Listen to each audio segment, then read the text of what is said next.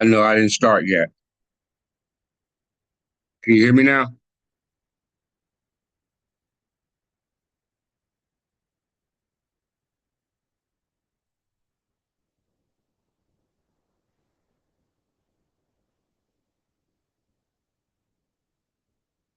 Hear me now?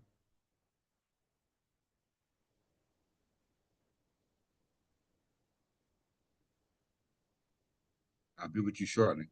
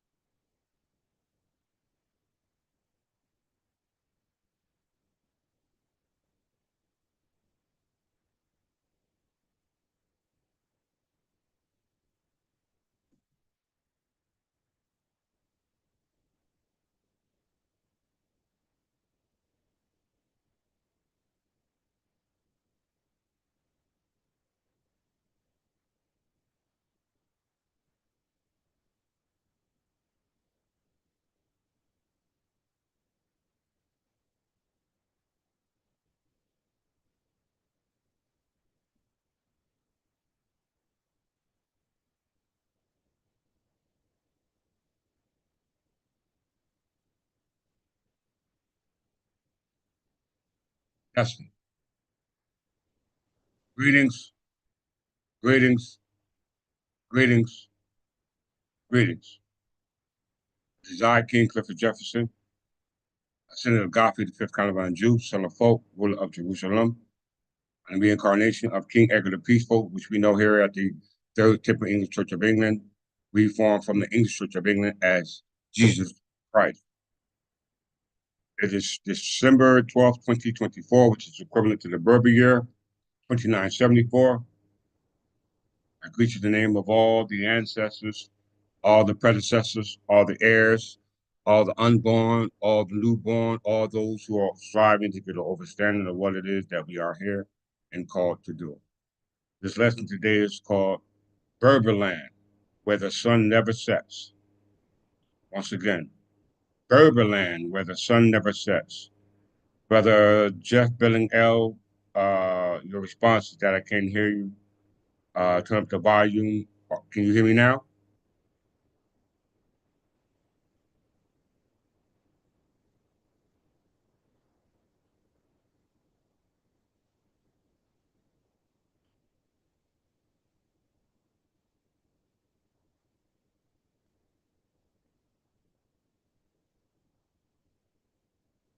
Brother Jeff Billing L, can you hear me now?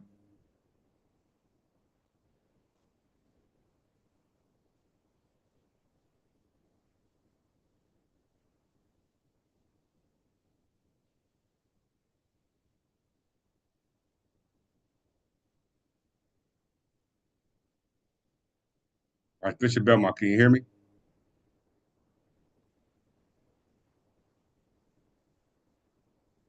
Okay.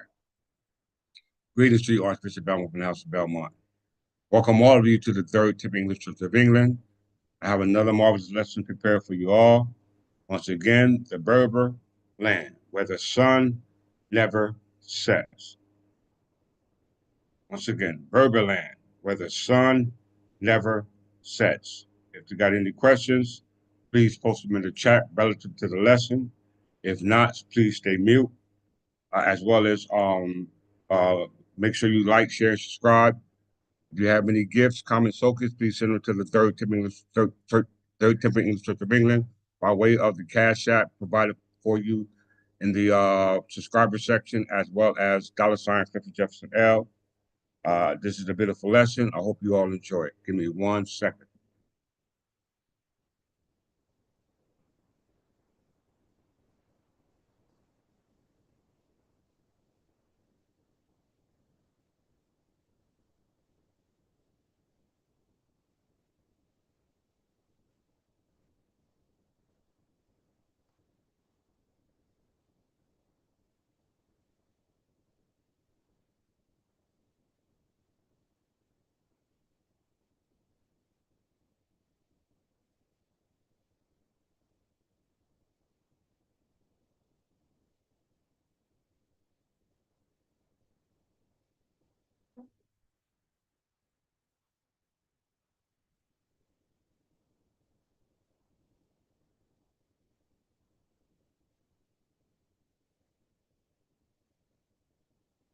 All right, let's get busy.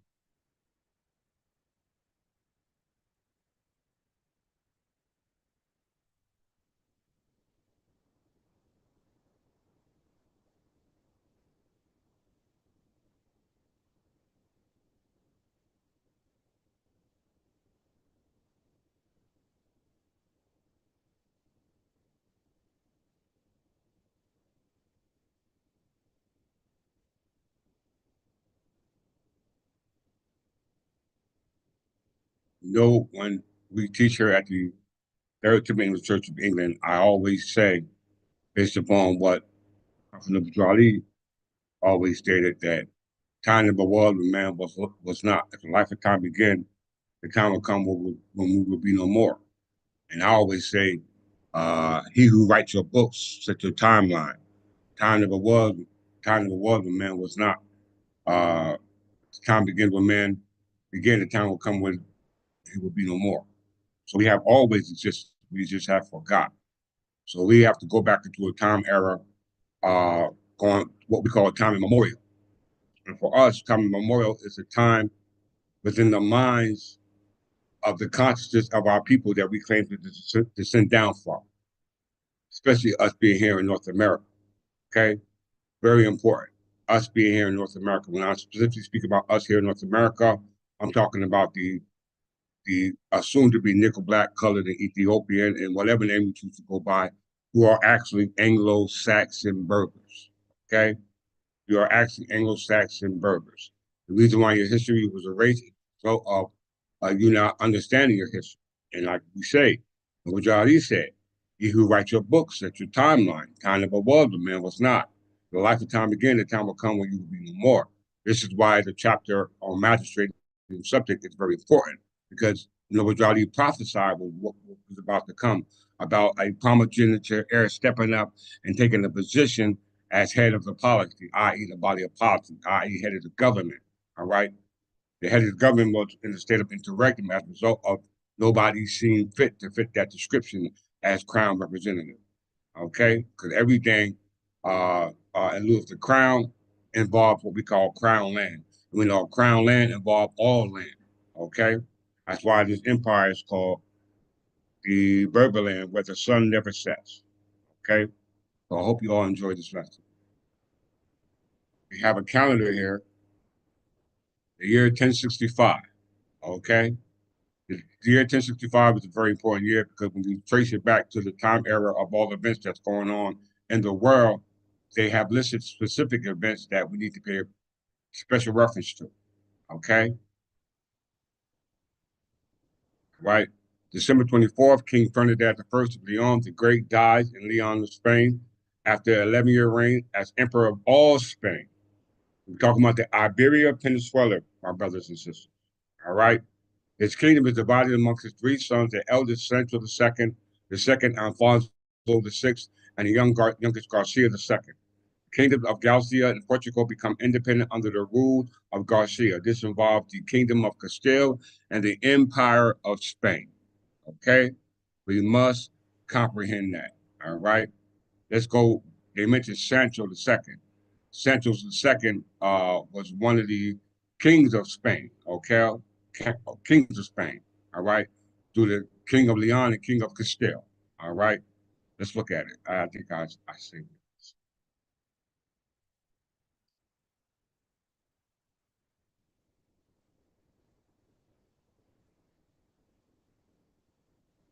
No, I didn't say it. We're going to get to Sancho the second. We're going to get to Sancho the second in a second. Kind of like that.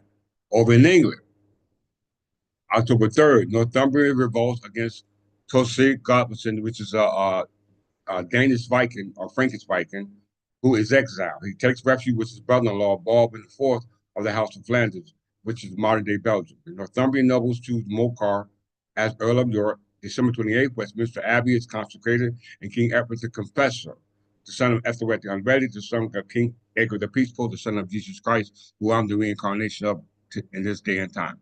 All occurring at the time or in the date and time of what we call the year 1065.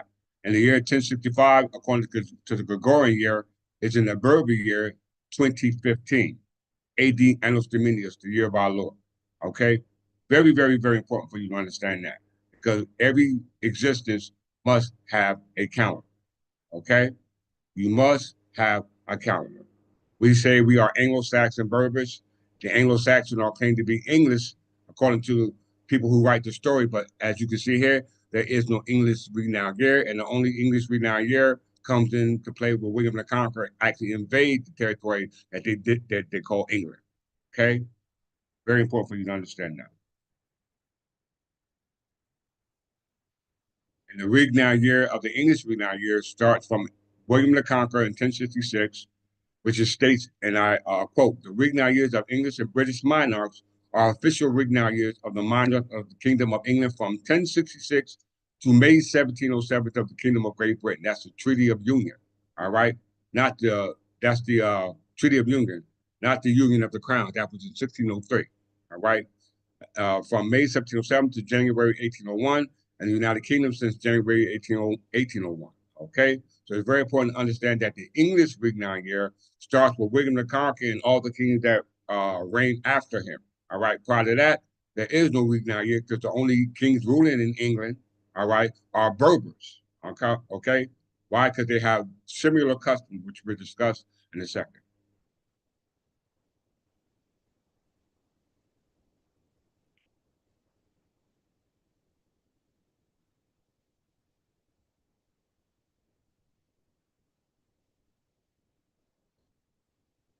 Now we can go over to the calendar. Please pay very close attention to the year 1065 AD, Annus Dominius, okay, which is equivalent to our year 2015 in the Berber year. Like 2024 is actually equivalent to the year 2974 in our year according to our Berber calendar. So if you claim to have or descend from a nation of people, you must have a calendar up here. If it's not Berber, then you have to choose one. If you don't have one, then you don't exist. Okay? Very important for you to comprehend that. All right. So with that in mind, when we speak of the year 1065 AD in regards to the Middle Ages and the kings that are existent at the time in the Middle Ages, which in this particular lesson concerns what's going on in Europe and what's going on in England. When we say Europe, we're talking about the Iberian Peninsula. When we're talking about England, we're talking about what is now called modern day Great Britain and all those territories that were governed in England and Europe, i.e., Iberian Peninsula, considered which was actually dominated by France and Spain, also has overseas possessions that are part of what we call now America. Very important that you jot that down because for the sake of this lesson, this is going to be it's going to lead to an inspiring revelation to that which you have never known. Because as we always say, in Berberland, the sun never sets. Okay.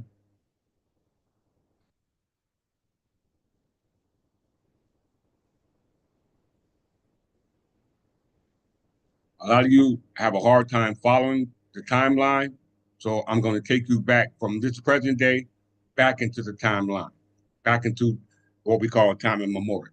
Okay, so please pay very close attention. You are standing in England. Okay, you are standing in England. Like what you see, please give me a thumbs up. All right. This is not hearsay. This is not abstract talk. This is concrete talk. Okay. When we're talking about the crown, we're talking about crown land. When we talk about crown land, we're talking about all the land that was encompassed under the authority of the crown that was tendered out to heirs. Okay. If it wasn't tendered out to heirs, it was tendered out to those who, by way of what we call acquisition or prescription or adverse possession, by way of what we call prescription of sovereignty. Those claiming to be sovereign. In this case, we're talking about the state of New Jersey or any state within the United States that got their start from the state of New Jersey, because anywhere New Jersey go, everybody else follows. Okay, very, very important for you to comprehend. 1776 Constitution. On July 2nd, 1776, New Jersey became the fourth American colony to adopt a charter, i.e., constitution, declaring independence from Great Britain. Okay, from Great Britain. We understand when Great Britain was established was in 1707. All right. We know that those were the English speaking now years of invaders who came on the land by way of William the Conqueror. And William the Conqueror at this time was considered the first Rignac English king. Prior to that, the only people that were existing at that time were Berber kings. All right. Specifically talking about over here. All right. So when we're talking about the king prior to Great Britain, we're talking about Berber king. All right.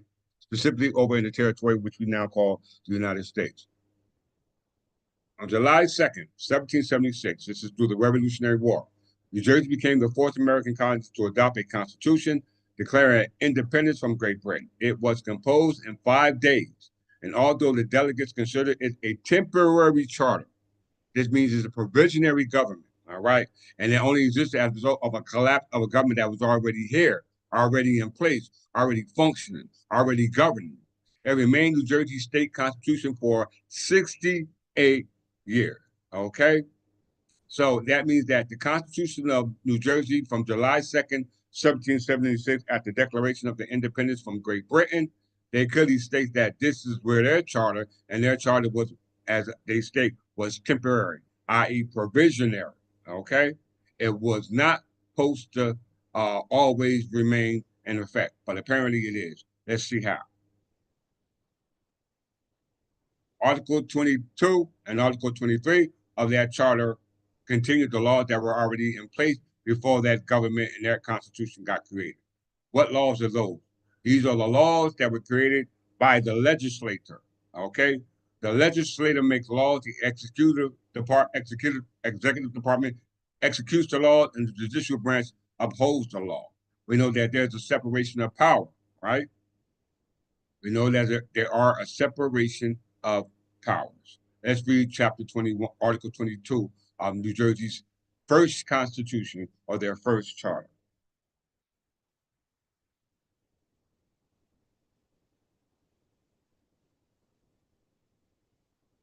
That the common law of England, not Great Britain, all right, not the United States, not the state of any state, but the common law of England. So they were specific, okay? They were specific about what law that will remain in effect, as well as so much as the statutory law. There's only two type of laws. Statutory law, which is called reception statutes. Reception statutes are statutes that were incorporated if they don't incorporate the common law. And we know the common law is stare decisis, which is what we call case law, okay? The common law of England, as well as so much as the statute law, has been heretofore practiced in this colony, not state, shall still remain in force until they shall be altered by the future law of the legislature, not the executive, not the judicial. Such parts only accepted as are repugnant to the rights or privileges contained in this charter, and that the estimable right to a trial by jury shall remain confirmed as part of the law of this colony without repeal forever. We know trial by juries under the common law, which actually goes back to what we call the size of court under the Clarendon Act and the Clarendon Constitution passed by who? Edward the First, okay, of the Plantagenet crown. You don't believe me? Go check it out. 23, that every person who shall be elected as a four to be a member of the Legislative Council or House of Assembly, not the executive branch, not the judicial branch, shall previous to his taking his seat, council or assembly, take the following oath of affirmation. I do solemnly declare that as a member of the Legislative Council, not the executive branch, not the judicial branch, all right, as of the Legislative Council or Assembly, as in the case may be, of the colony of New Jersey, not the state of New Jersey, but the colony, I will not assent to any law, vote, or proceeding which shall appear to be injurious to the public welfare of the said colony, nor that shall annul or repeal the part of the third section of the charter of this colony, which establishes that the elections of members of the Legislative Council and Assembly, not the executive, not the judicial, shall be annual or nor part of the part itself. Yeah, to be annual, nor that part of the 22nd section in the said charter respecting a trial by a jury, nor that shall annul, repeal, or alter that part or parts of the 18th or 19th section of the same, and any person or person who shall be elected as foresaid is hereby empowered to administer the said members of the said oath or affirmation. Okay? Provided, however, all right, this is a nullification clause. Okay? This is called the nullification clause. Provided, however, these are all the cedars. Provided, however, that in the true intent and meaning of this Congress, that if a reconciliation between Great Britain, all right, and these colonies shall take place, and that the latter be taken under the protection of the government of the Crown of Great Britain. Now, the Crown of Great Britain is composed of one crown, but different kings representing the crown. Kings of England, kings of Scotland, and the kings of Ireland, okay? And whatever king that was created by that German house, all right, by passing from the house of Stuart to the house of Handel, okay? Very important for you to comprehend that, all right? So it said if there were ever a reconciliation with the Crown of Great Britain, this charter should be null and void, otherwise remain firm and inviolable. And the province of Concord, New Jersey, Burlington, New Jersey, July 2nd, 1776, which was at that time one of the seats where the Crown jurisdiction resided. Let's just pull this up.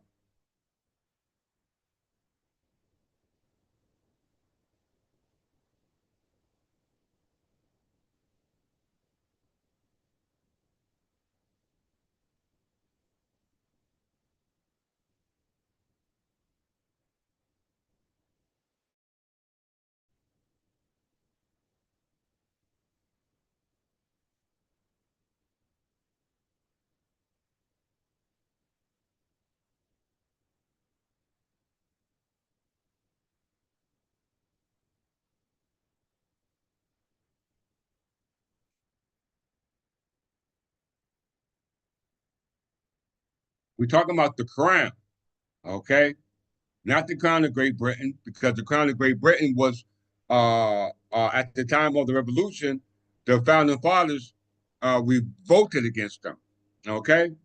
Why? Because they wanted the rights of you, the heirs, the Englishmen, the Anglo-Saxon Berbers, but they could not be Berbers, all right?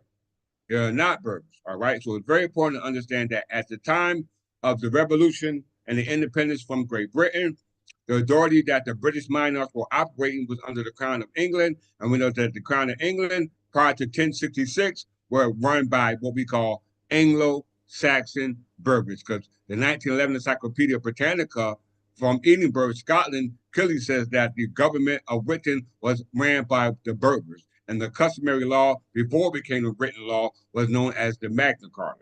I don't want to pull that up. We've been through that many times, but if all those who have not viewed that, please go to the 1911 Encyclopedia Britannica and look up or define the word Berber, okay? And they distinctly separate the Arabs, the Moors, who are a mixture of Arabs and Berbers, versus the Berbers. And when we say Berbers, we're not talking about those Berbers who took on the customary and but being of what we call lighter skin, okay?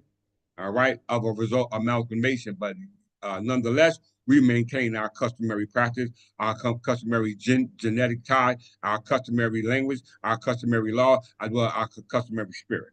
Okay, So His Majesty Council for the Province of New Jersey was the upper house of the New Jersey legislature under the colonial rule until it was replaced by New Jersey Legislative Council under the New Jersey Constitution of 1776. Okay? The power and authority of the Majesty's Council, i.e., the legislative and the House of, in the lower house and the upper house, was under the Crown. Okay, and the seat of the intended court of the Crown either sat in Perth Amboy or is set in Burlington County, as you see in the New Jersey's Constitution of July 1776. And they said they temporarily separated from the Crown. Okay, temporarily, meaning it was well, as we stated again, it was um, uh, a provisionary government. Okay, and under this government, prior to the provisionary government, the crown ran and under the instructions of Lord Cornbury. It said the instructions from Queen Anne, the Queen of Scotland. All right, the Queen of Scotland, she gave instructions to Viscount Cornbury, the first was governor of New Jersey, who outlined a fusion of power system which outlined for overlap of the executive, the legislative, and judicial authority. It provided for a bicameral legislative consistent of the Council of the General Assembly. On December 6, 1775, Governor William Franklin prorogued the New Jersey legislature until January 3rd, 1776, but it never met again. At that time, May 30th, 1776, William Franklin, the son of Benjamin Franklin, being though he was illegitimate, attempted to convene the legislature, but was met instead with orders from the New Jersey Provincial Council for his arrest. Now, remember, the two-row speech from William Franklin warned the founding fathers that if they undertook what they were going to do, that when fire broke out, and he said it's going to be like raining down on fire, and he said when from the fire or the light from that fire, he's going to use that to go the other way because they know what they were doing was a violation of law, and Thomas Jefferson knew it was a violation of law because the Treaty of what we call the Treaty of Paris was 1783, was ratified on my birthday, January 14, 1784. Okay, knowing that they took over the original government that was there, and we're going to see that because it stated in the New Jersey Constitution that it was supposed to be a temporary government, but it remained in effect for how many years, y'all? 68 years. It remained in effect for 68 years as a result of a coup d'etat. All right, we see it. It said the authority of the crown is what, y'all? Indefinite. It's indefinite. We ain't talking about over there in England. We're talking about right here in New Jersey. Okay, right here in New Jersey, prior to it being called New Jersey, it was part of Jersey called Channel Islands. And at that time, it was under the Angevin descendants who got their start from the Plantagenet crown, which we'll talk about in a second. Okay, so we see that going back to New Jersey's Constitution, which was a fusion of government of the executive, legislative, and judicial branch. We know that when they got started, they had a separation of powers, which means that the powers of the government that was fused together when the king was in play, they now separated, meaning that there was supposed to be the legislative department, the executive department, and the judicial department, and no person was supposed to exercise the office of any office in their individual capacity as holding an office. Okay, because remember, people change, positions don't. Okay, people change, positions don't, and that included the office of the crown. Okay. So on July 2nd, 1776, New Jersey became the fourth American colony, not the first, but the fourth, to adopt a constitution declaring independence from Great Britain. It was composed in 5 years, 5 days, although the delegates considered it a temporary charter, it remained New Jersey state constitution for 68 years. If you add 68 plus 1776, what do we come up with, brothers and sisters? 1884. Okay, 1884. So we can clearly see that the common law of England was clearly here in New Jersey. And we can clearly see from the Constitution of New Jersey that it was under the authority of the crown. And we know that under the crown, there was a fusion of government. When New Jersey separated from the crown, they separate the crown government by separating the powers of government, the executive, the legislative, and the judicial. Okay? Common sense. All right? So if they continue for 68 years, being that it was provisionary, that means that it was supposed to stop at the 68th year, which would be the year 1844. But did it stop? No. Why? Because they overthrew the government by passing the power that was uh, created by the legislator and passes it to who? The executive branch. I thought you said there was a separation of powers. How could you pass the legislative powers to the executive branch? Okay, and in this perspective, we're talking about not the president, but the governor. Okay, but there's the 1844 Constitution of New Jersey, according to Bill and versus Harris, where the United States Constitution was actually derived from. Okay, let's pull it out. I don't want to be quote. I want to show you that your king knows what he's talking about.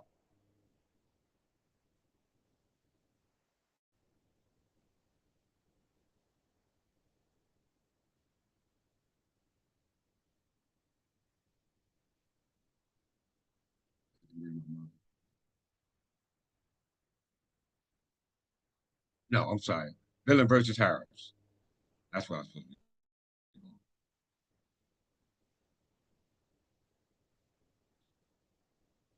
You need to be shown receipts like this, my brothers and sisters. All right. I come not to see, but to enlighten. Okay. I'm trying to enlighten my brothers and sisters. All right. I'm trying to enlighten you.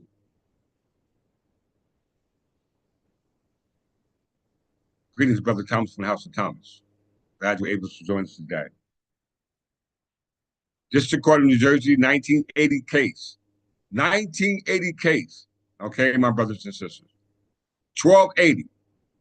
1280. The state of New Jersey, whose boundaries coincide with those of the district, is one of the original 13 states of the Union and is a common law state, just like they established in July 2nd, 1776 Constitution, Article 22, and on the authority of the Crown, as you see in Article 23. Okay? The structure of the law may be looked for the general background about prerogative rights, which is the prerogative of the crown under the crown's regalia. Okay? Background about prerogative rights in general, the writ of circulator in particular, which means a petition for certification in modern day language. Okay? New Jersey's first constitution, adopted July 2nd, terminated its status as an English colony, not a British colony, not an Irish colony, not a Danish, not a Viking, not a uh, um, Spanish, but an English colony, began its sovereign existence as a state.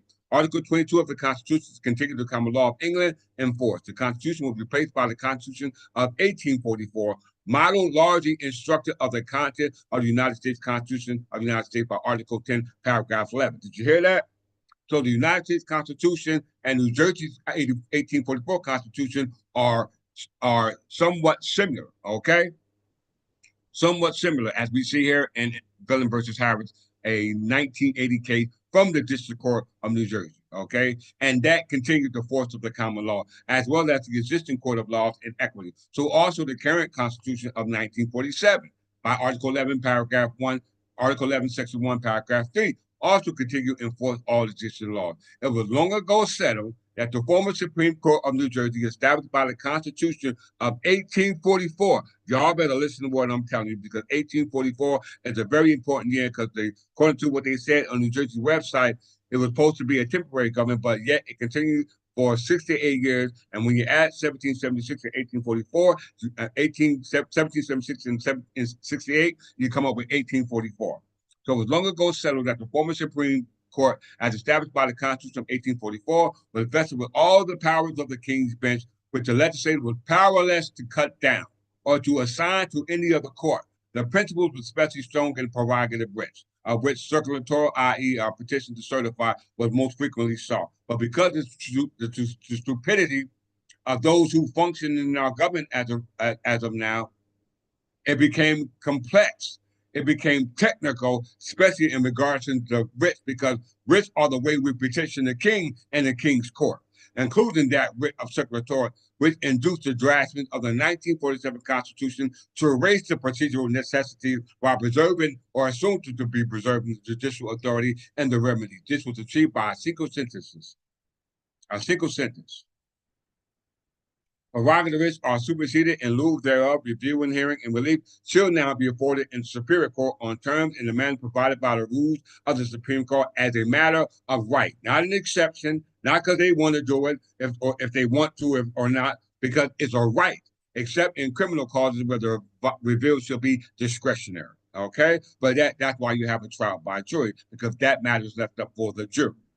Okay, very important for you to understand that, because that brings us back to the 1844 Constitution, which is supposed to be the same as the 1776 Constitution, because they were both supposed to be informing the common law of England, and they're supposed to be subject to the crown. And we know the crown was a fusion of government that involved the legislative, executive, and judicial branch, which were all under the jurisdiction of the crown. If the which is the king or the monarch. If the monarch was not sitting, then it was left for parliament to deal with the matters of the council, deal with the matters of the crown. Okay? Very important for you to comprehend that. So let's go back to that 1947 Constitution of 1776. And when we add 68 years to that, we will come up with the year 1844. And as we can see in Article 22 and Article 23, that the common law of England, as well as the crown reconciliation, was supposed to take effect, but it did not because of the 68 years that they continued the government of the colonies, which were now called states. Okay, we know that because now you got 50 some odd not states, 50 some odd not states. Okay, very important. So now let's go to the 1844 Constitution, because we got to add 68 years to the 1776, and you come up with 1844. Okay.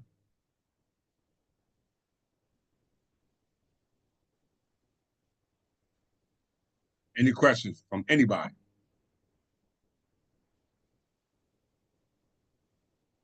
Brother Jeff Billing L, are you there? Are you still watching? Why hold that thought?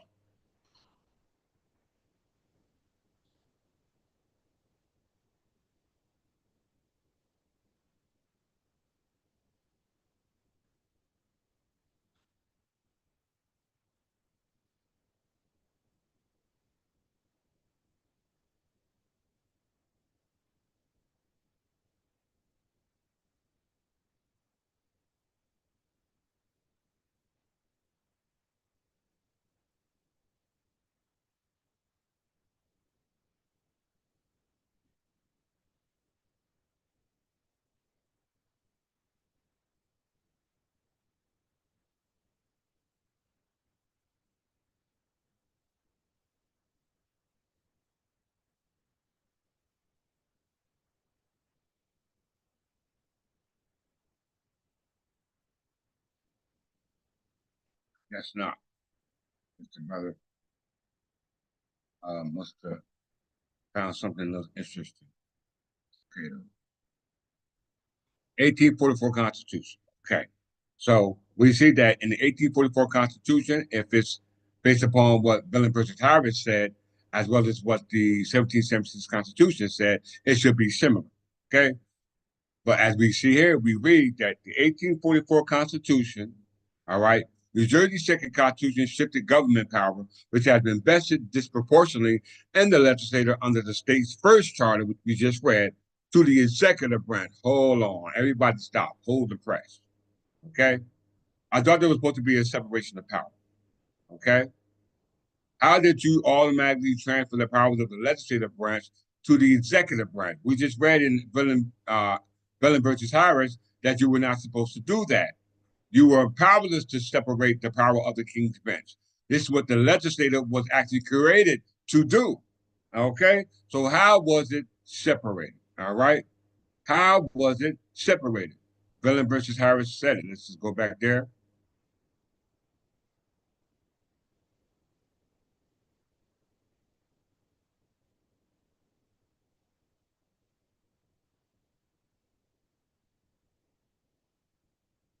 It was long ago settled that the former Supreme Court, established by the Constitution of 1844, it didn't say 1776, it already knew that, what authority was under, all right? Because they understand that it was under the common law. But it said it was long ago settled that the former Supreme Court had established by the Constitution of 1844 was vested with all the powers of the King's bench, but the legislature was powerless to cut down. So if the legislature was powerless to cut down the power of the King's bench that was invested in the Superior Court, by the Supreme Court, how in the hell are you transferring that power of the legislature to the executive branch and that executive branch power is automatically controlled by the president. All right, and if it ain't the president in the United States level, it's on the state level, it will be the governor.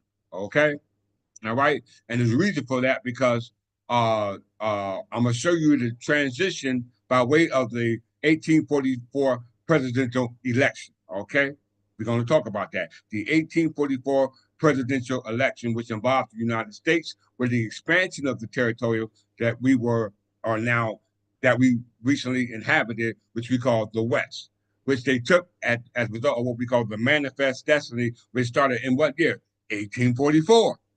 Okay, it started in 1844. Let's just get through it. All right, let's see. Back to the Constitution.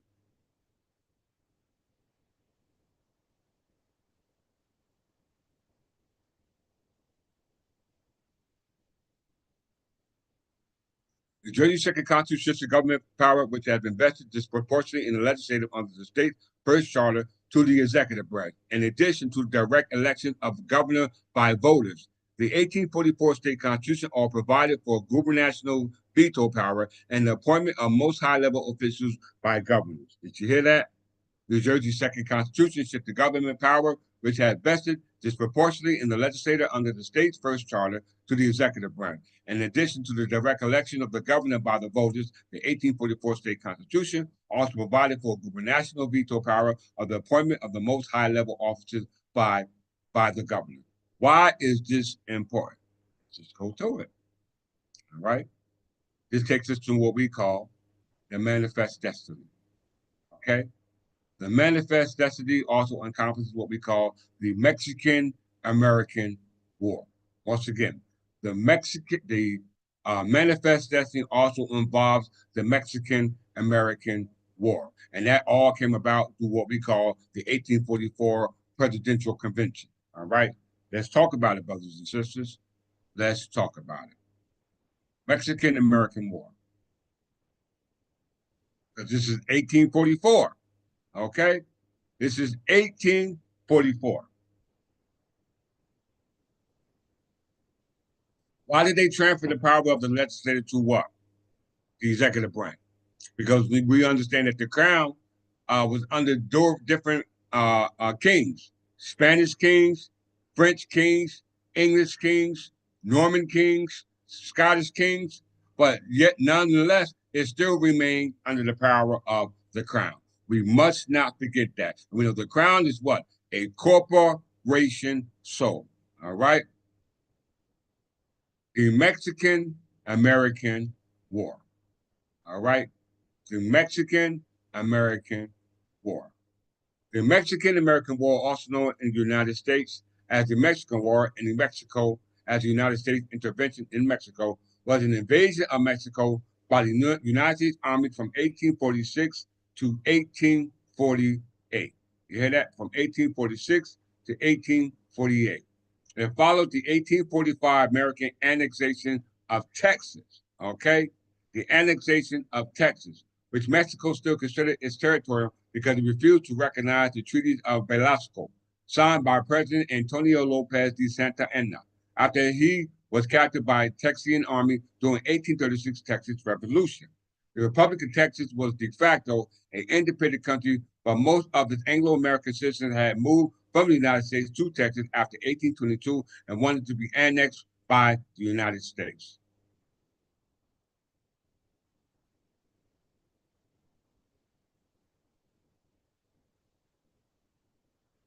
Sectional politics over slavery in the United States had previously prevented annexation because Texas would have been admitted as a slave state, upsetting the balance of power between the northern free states and southern slave states.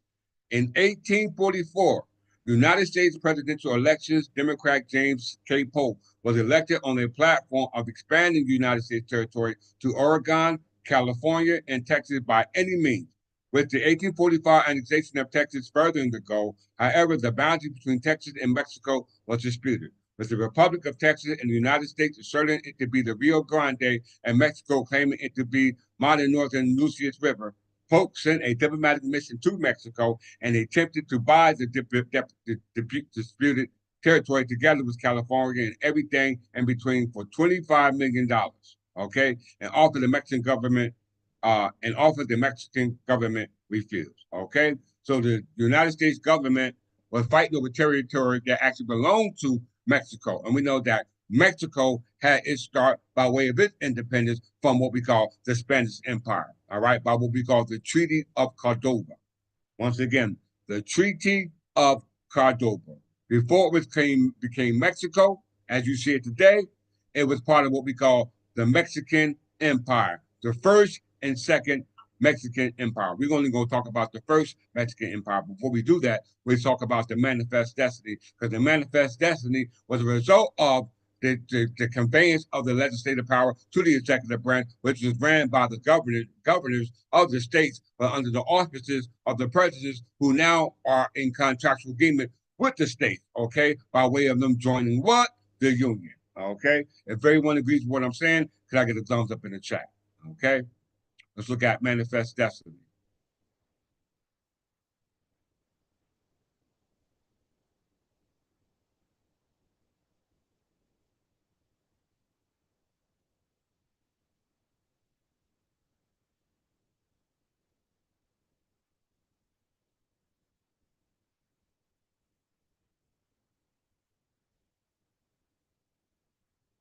Manifest Destiny was a phrase that represents the belief of the 19th century United States of America settlers who destined to expand westward across North America, and that this belief was both obvious, manifest, and certain destiny.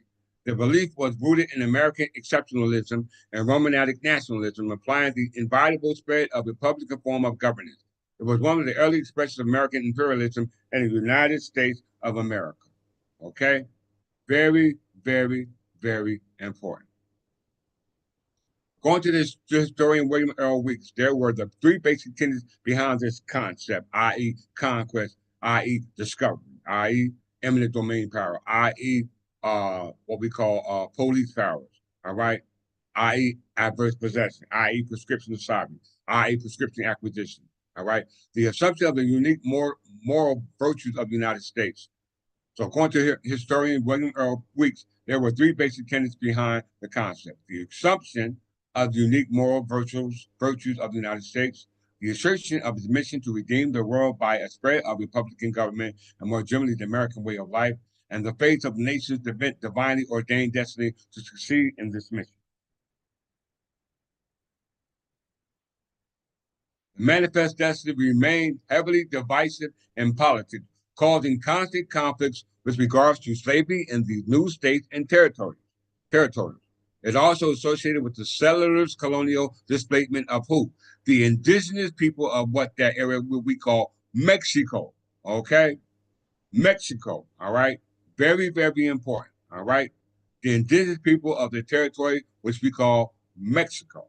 All right? We're talking about Mexico, because we're talking about Mexican and American War. All right? All occurring in the Manifest Destiny as a result of the 1844 presidential election, as a result of the New Jersey's Constitution in 1844. All right. And we know that that passed the legislature of the crown to them. Okay. And they became sovereign themselves. All right. By prescription of sovereignty. The concept became one of the several, or so, is also associated with the settlers' colonial displacement of indigenous Americans. Okay, so you know when you're talking about settlers, people who immigrated there, and those indigenous Americans were those who were already there. Okay, and they're not the people you see in this picture. Okay, we must understand that. And the annexation of lands to the west. So the annexation of land is the taking over land and the removal of those people who are already on that land of the United States borders at the time of the continent. The concept became one of the several major campaigning issues during the 1844 presidential elections, where the Democratic Party won in the phrase Manifest Destiny and was coined within a year. The concept was used by the Democrats to justify the 1846 Oregon boundary dispute.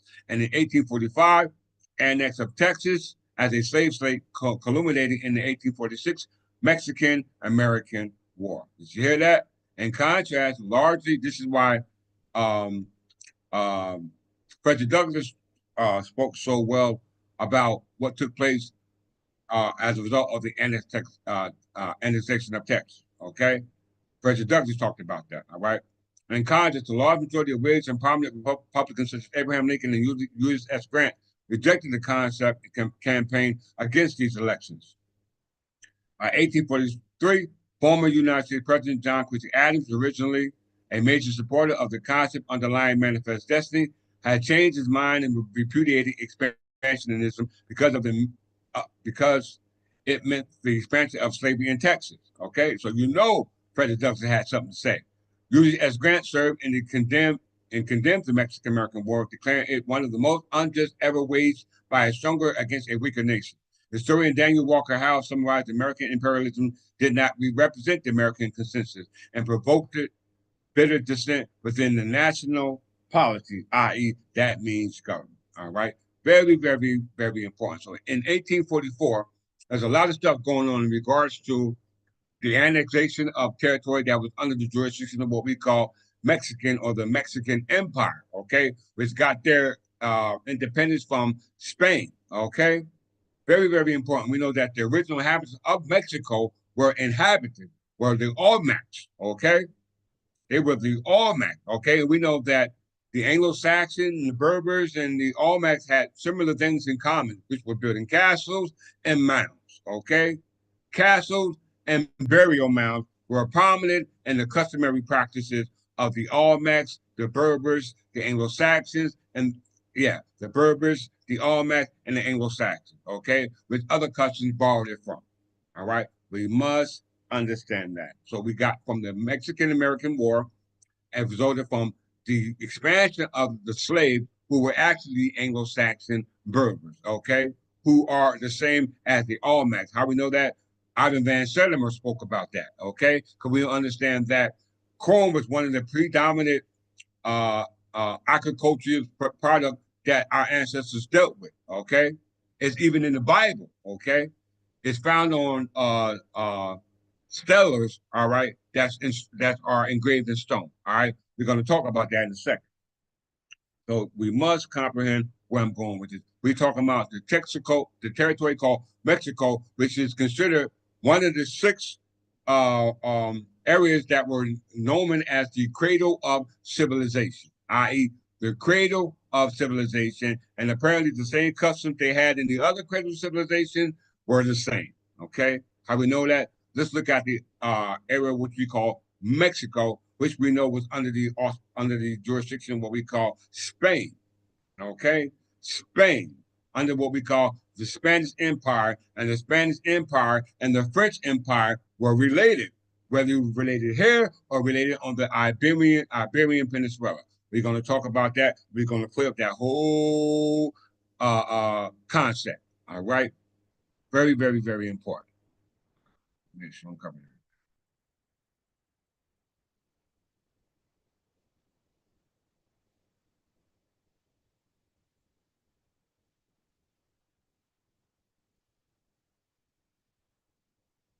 Mexico.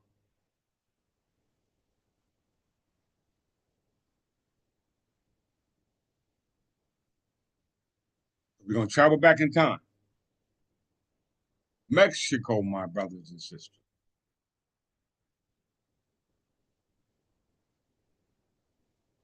And go straight to history.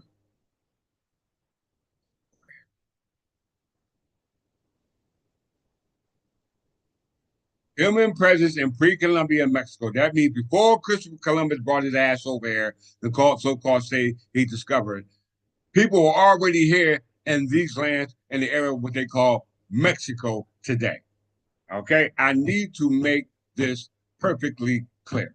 All right, and we talking about the Mexico. We're talking about the original people of that land were considered what we call the Almecs, and they were known for mound buildings. All right, mound building. Okay, whether you want to call them mound, barrios, tumulus, tumuli, they were uh, uh, uh, they were known for this. All right, human presence in pre-Columbian Mexico date back 8,000 according in the BC. That's the Berber calendar as one of the six cradle of civilization.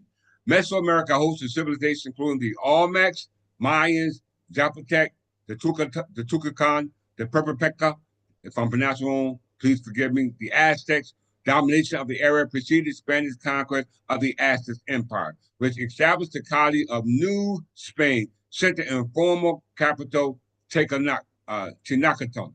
All right, now Mexico City. The Mexican War of Independence is the earliest 19th century. In the early 19th century, was followed by political, socio-economical upheaval. Okay, we must understand that the original inhabitants of what we call Mexico were the Olmecs, and their descendants, or assumed to be descendants, were the Mayans, Zapotecs, Tehuacán, however you pronounce that, and the Pirapeca. All right, which we have a problem with that because of the genetic makeup. All right, the genetic features. So we need to go a little bit more in depth of the area and the people who originally came from that area called Mexico. All right.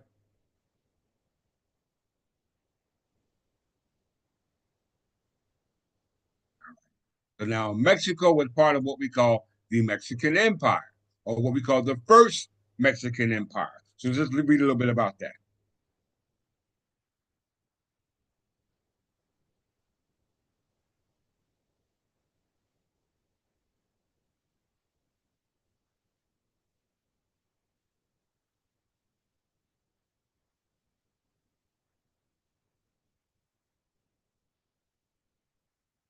I'm letting you know that these Mexicans are Berbers. Okay.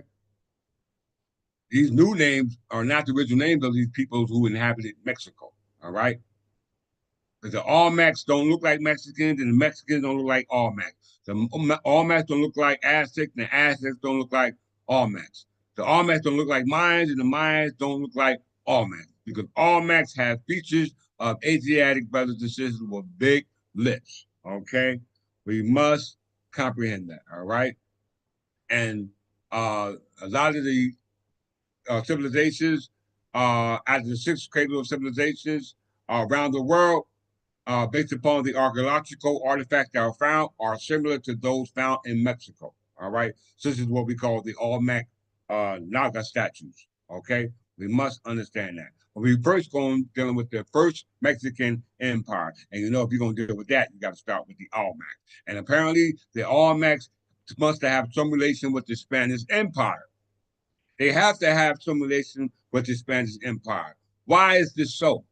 Because we understand that the Spanish Empire, Mexico got their independence from the Spanish Empire, and we know that all the cultures in that territory called Mexico, the original people from there were called the Olmecs, okay?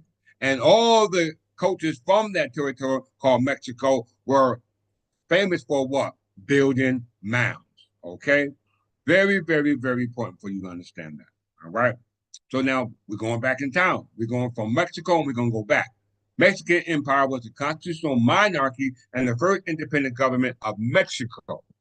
Okay, the first independent city, independent government of Mexico. It was also the only form of viceroyalty of the Spanish Empire to establish a monarchy after gaining independence. Okay, the emperor existed from 1821 to 1825, making it one of the few modern era independent monarchies in the Americas. To distinguish it from the later Second Mexican Empire under Emperor Maximilian, the historical period is commonly referred to as the First Mexican Empire. We understand that? All right? We must understand that. The first Mexican empire is where you get the word Mexico from now, or the word New Mexico, because New Mexico and Mexico are actually part of one great big empire called the First Mexican Empire. I mean, know it, just look at it.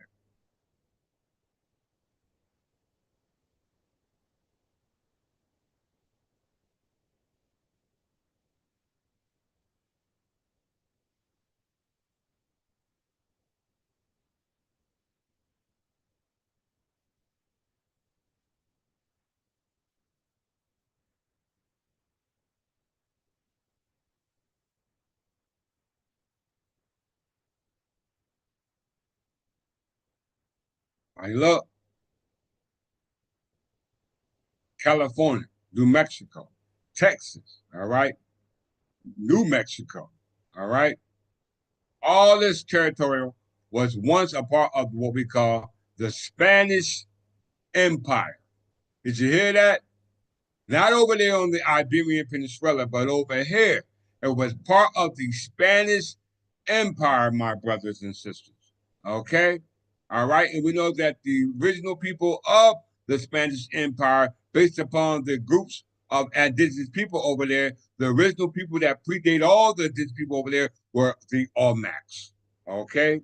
Were the Olmecs, my brothers and sisters, and they were in fact Berbers. They were in fact Berbers. Okay? We must understand that. Okay? We must understand that. So we understand that the Spanish Empire got its independence from the Treaty of Cordoba. Okay? From the Treaty of Cordoba. When we're dealing with Cordoba, you're going back to an area in Spain. Okay? You're going back into an area of Spain that was invaded by the Umayyad dynasty, Arabs. Okay? We're going to talk about this, all right? So we see that the Mexican Empire and that vast territory was a part of the Spanish Empire.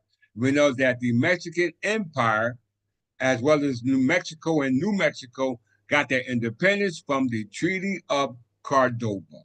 Okay? From the Treaty of Cordoba. This is why we had the Mexico and American War. Okay? The Mexican and American War. We must understand that. So now let's look at the Spanish Empire. The Spanish Empire. Very, very important for us to make this connection. The Spanish Empire.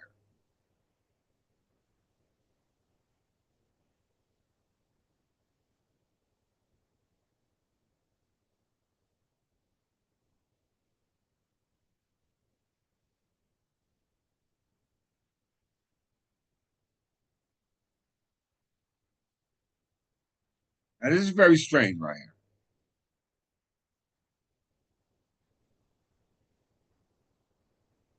All right. Pay very close attention to this. The Spanish Empire, sometimes referred as the expanded monarchy or the Catholic monarchy, they're not the same, was a colonial empire that existed between 1492 and 1976. In conjunction with the Portuguese Empire, it ushered in a European age of discovery and achieved a global scale, controlled vast portions of the Americas, Africa, and various islands in Asia and Oceania, as well as territory in other parts of Europe. It was one of the most powerful empires of the earlier modern period, becoming known as the empire on which the sun never set. I repeat, it was called the empire in which the sun never sets. So if the sun never sets, that means that it's the home of the sun, figuratively speaking. Okay? The home where the sun never sets. Beginning with the 1492 arrival of Christopher Columbus, which continued for over 3 centuries, Spanish Empire would expand across Caribbean islands, half of South America, most of Central America, and most of North America. All right? Look at the territory expansion of the Spanish Empire. Okay?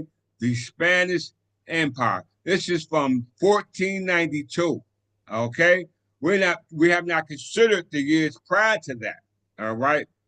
1492, and we understand that the original people of that Spanish territory or the Spanish Empire or what we call the Mexican Empire, now called Mexico, New Mexico, Texas, etc. The original people of that territory were called what? The Olmecs.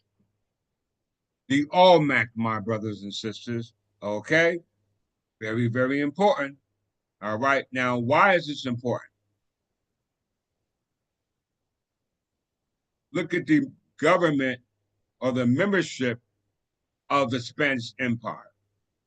The Spanish House or the Spanish houses and the cadet branches of the Spanish houses from Spain, all right, which automatically deals with Mexico, all right, because you didn't get Mexico until they get their independence with the Treaty of Cordoba, all right. You have the membership houses, which are Transmara, goes back to the crown of Castile, very important. Habsburg dynasty, all right. House of Habsburg, known as the House of Austria. The Capetine dynasty, which is a Frankish house, okay, which goes to the huge Capet. The Bourbons, the House of Valios. Francis I was a part of the House of Valios. The House of Valios in Burgundy, the House of Capet, okay, House of Bonaparte, the House of Savoy. All of these houses are related to what? The Spanish Empire, and particularly the House of Capetine dynasty, because the House of Capetine dynasty were warring with who? The Plantagenet dynasty. Okay, this established what we call the 100-Year War. Okay, so if the Spanish Empire gave Mexico their independence, and the Spanish Empire, which is also composed of the House of Castile or the Kingdom of Castile with the Kings of Castile, and we're talking about territory over here, now known as what we call New Mexico, Mexico, Texas, and whatever territorial. But prior to the history that you were told, this is the land where the sun never sets. Okay? The history of the land where the sun never sets. And all the territorial conflict that happened in the land where the sun never sets involved the houses that were composed of that which you see here. Okay? And they at one time had a relationship, internal, not external, but an internal relationship with the original or Aborigines people of that land, which nowadays they call Olmec, but originally they were in fact called Berbers. Okay? We must comprehend that because Ivan Van Sertimer is going to validate that. Okay? Capetine dynasty is one of the particular houses that I want to make reference to because that goes into the 100-Year War, which we're going to touch on just frequently. 100-Year War.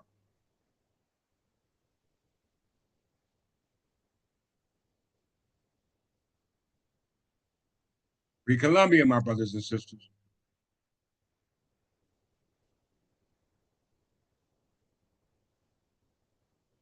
Look at the belligerents. Look at the location.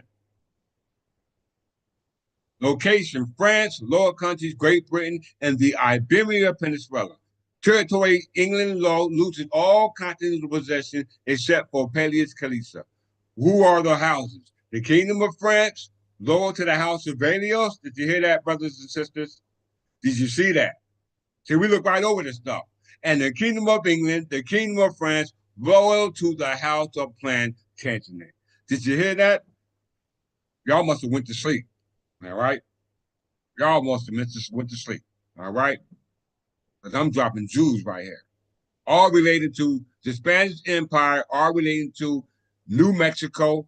I mean, what we call this Mexican Empire, all related to what we call the territory called Mexico. All right. And the original people of that territory was actually the original Olmec, who are in fact now all Mexican. That's what they want to name you, but that's not in fact who you are. You are Berbers. All right.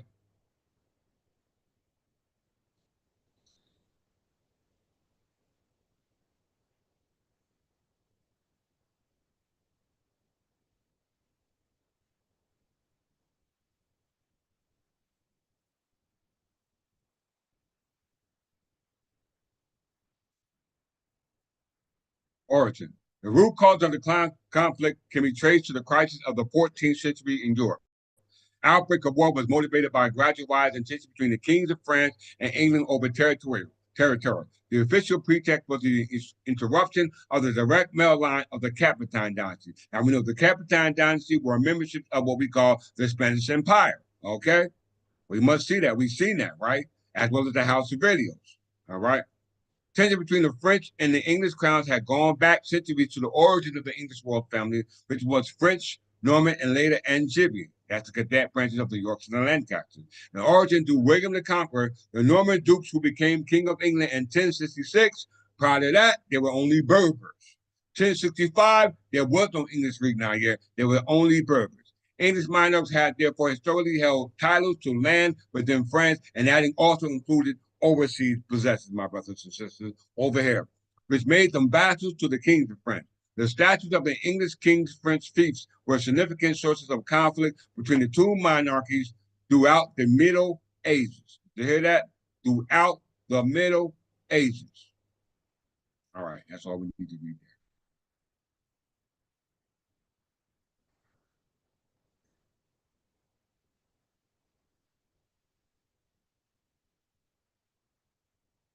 So now we already looked at the Spanish Empire. Let's go back there.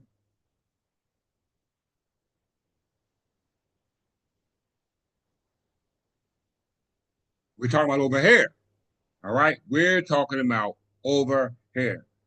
And we know that these people are already here pre-Columbian, all right, before the age of discovery, all right. The age of discovery is a result of a great amount of amalgamation of blood with foreigners. We must comprehend that, all right. We must comprehend that. Let's get here. So we said that the Spanish Empire, as they said, was a place, all right, what he said, an empire where the sun never sets. All right. Let's look at this phrase. The phrase empire on which the sun never sets has been used to describe certain global empires that were so territorially extensive that it seemed as though it was always daytime at least one part of their territory. All right. That was always daytime at least one part of their territory. That's where the phrase empire in which the sun never sets. Now, this is very, very important in lieu of this phrase because I'm telling you that the Spanish, the Berbers, the English, all were family. Okay? That's what I'm saying. So let's connect the dots. All right?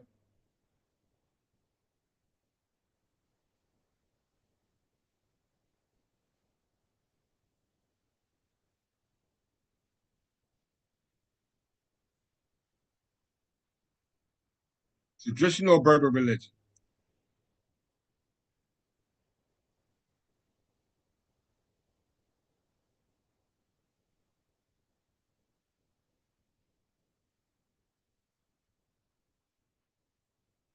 Traditional religion is the sum of ancient and native sets of beliefs the deities adhered to by the Berbers.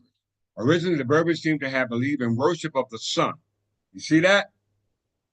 All right. We if the sun never sets, all right, then we know that that means that that's where the Berbers, because they were sun worshippers. So if the sun, let's go back to where it said Spanish Empire,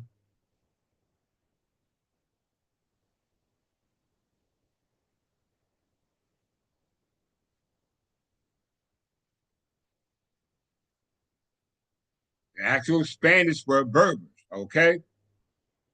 The Spanish Empire before the age of discovery was known as the empire which the sun never sets. And it said the empire of the sun never sets is a phrase denoting to or describing certain global empires that were so territorially extensive that it seemed as though it was always daytime, at least at one part of their territory. So when we go to the tradition of what we call the Berber religion, we see the same concept. But yet they speak upon where the sun does set. And if the sun does set, then they say that that's based upon the Occident, which means the West.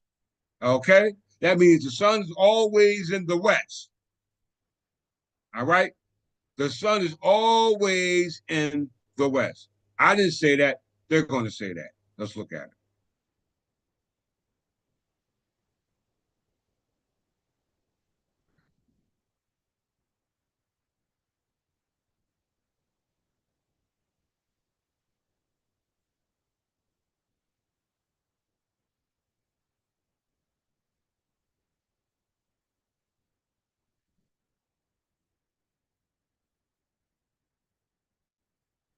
So if the Spanish Empire says it's a territory where the sun never sets, and we read the traditional Berber religion when they worship the sun, so they should know where the sun rises, where the sun sets, and we know the sun never rises and the sun never sets. Okay, so we take the term the sun and we read it out of context. All right. It says traditionally the Berber religion is the sum of ancient and native sets of belief and deities adhered to by the Berbers. Originally, the Berbers seem to have believed in worship of the sun and moon, animism in the afterlife. By interacting with the Phoenician, Greeks, and Romans, influenced religious practices and met traditional faith with new ones. Did you hear that, my brothers and sisters? With new ones. All right, let's move down.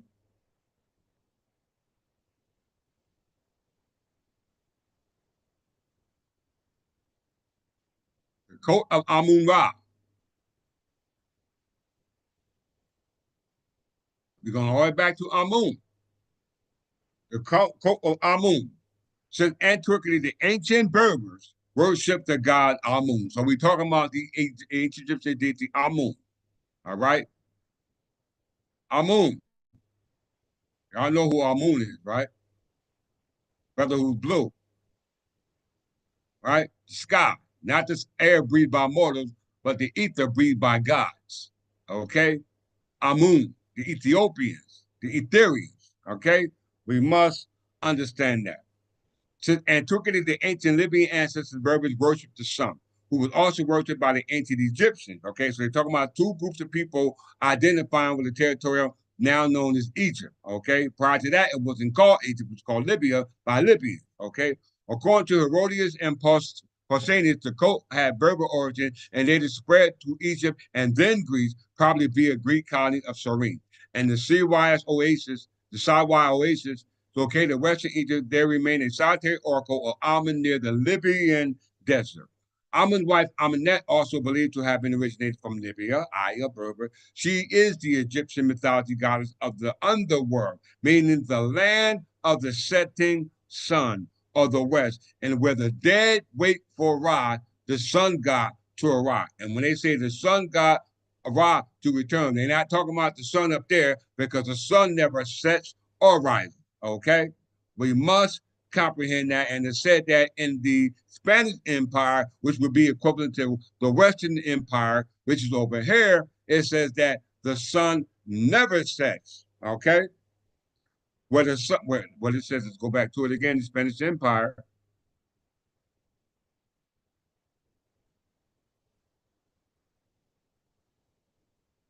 Empire, or where the sun never sets. Okay? Or where the sun never sets. So if the sun never sets, all right, that's important to understand that it's always up above. All right. Now, when we go back to what we call the setting of the sun from the religion of what we call the Berbers, all right, it's clearly stated here. Let's read it in context.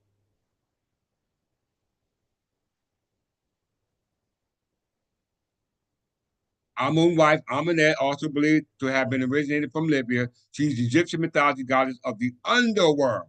Amenet, meaning the land of the setting of the sun, or the west, is where dead wait for the Ra to arrive.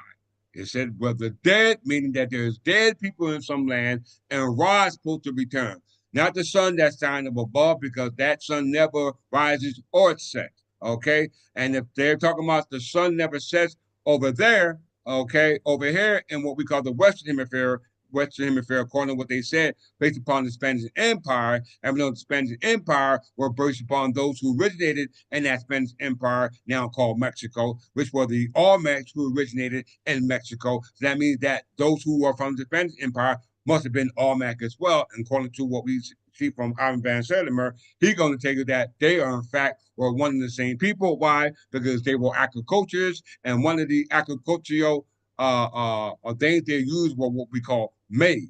Okay, maize is what we call corn. All right. So the land of the setting sun means the land of the west, or what they call Occident. Okay, Occident. Occident is a term for the west.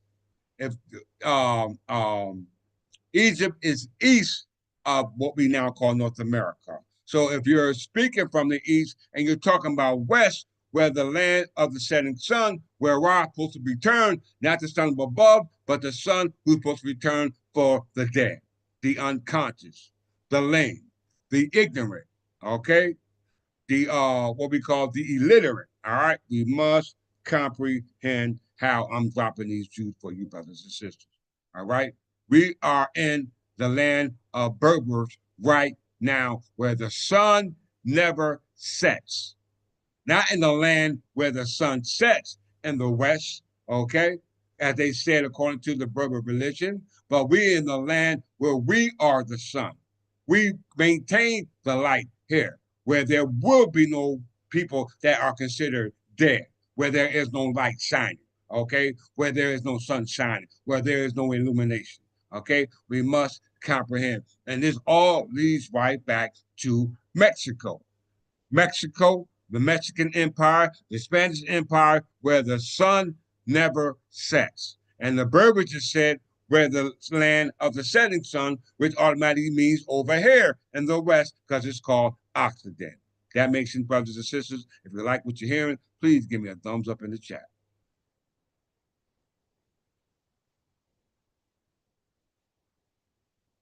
Okay, let's make another connection, all right, before I forget about it. Let's go to the religious practice of our ancestors. Funeral. Death and custom. The tombs of the early people in their ancestors indicate that the Berbers and their ancestors believed in the afterlife. That's very important. The prehistoric people of Northwest Africa buried bodies in little holes. When they realized that bodies buried wasn't Jesus buried in the tomb? Wasn't he buried in the tomb? A mound? Come on, my brothers and sisters, wake up. All right? Rod coming for the dead. The prehistoric people of Northwest Africa buried bodies in little holes. When they realized the bodies buried in unsecured holes were dug up by wild animals, they began to bury them in deeper ones. Later, they buried the dead in caves, tumulized tombs and rocks, mounds, and other types of tombs. Did you hear that, my brothers and sisters? Unlike the majority of mainland Berbers, the Gonti Berbers mummified their dead. Okay, so you had two ways of burial: mummification and burial. We still got this practice here in North America. Bury them in the dirt. Okay. Not only that, we were known for megalithic structure. All right. Not only were they known for that, they were known for agriculture. All right. Dealing with what we call corn. All right. Let's get to it, my brothers and sisters. All right. Where do I want to get to? Now, this is important because one of the main things they had in lieu of us is burial ceremonial or custom. All right.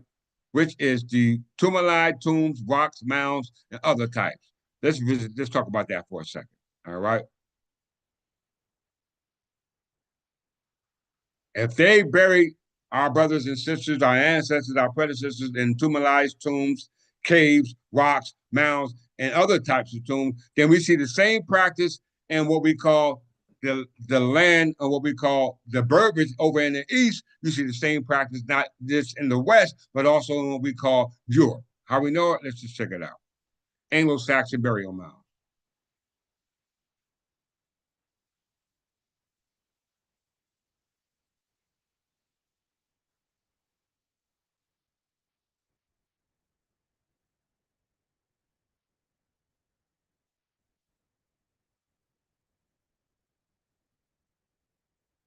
Anglo-Saxon burial mound. Anglo-Saxon burial mounds is accumulation of earth and stones erected over graves or crypts during the late 6th and 7th century in Anglo-Saxon England. These burial mounds are also known as barrows or tumuli.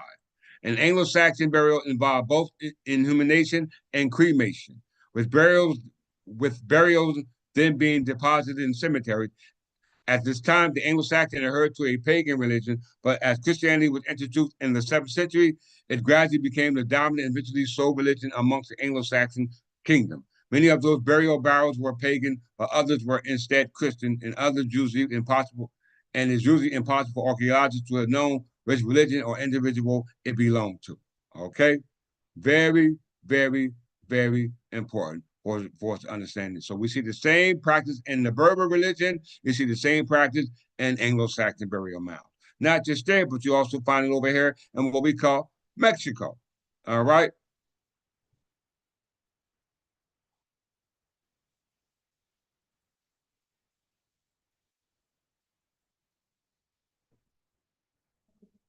All that thought, my brothers and sisters.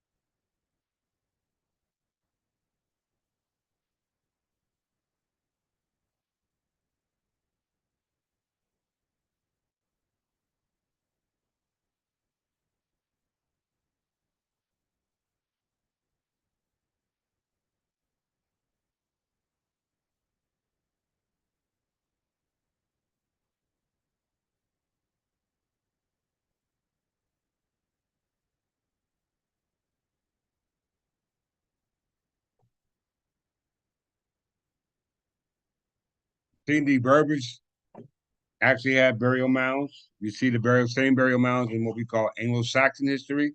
You see the same burial mounds in what we call Mexico. Okay.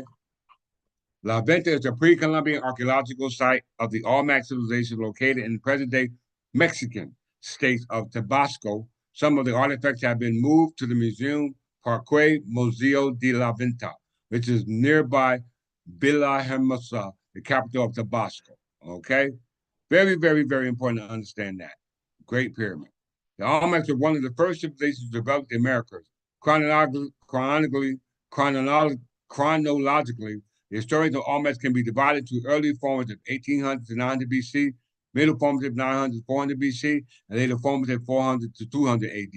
The Olmecs are known as the mother of culture of Mesoamerica, meaning that the Olmec civilization was the first culture that spread and influenced Mesoamerica. The spread of Olmec culture eventually led to the cultural features found throughout all Mesoamerica societies. Okay, that includes the Aztecs, the Mayans, etc. Now, once again, it's very important to understand that because when we go back to the Olmecs, okay, let's go to the Olmecs.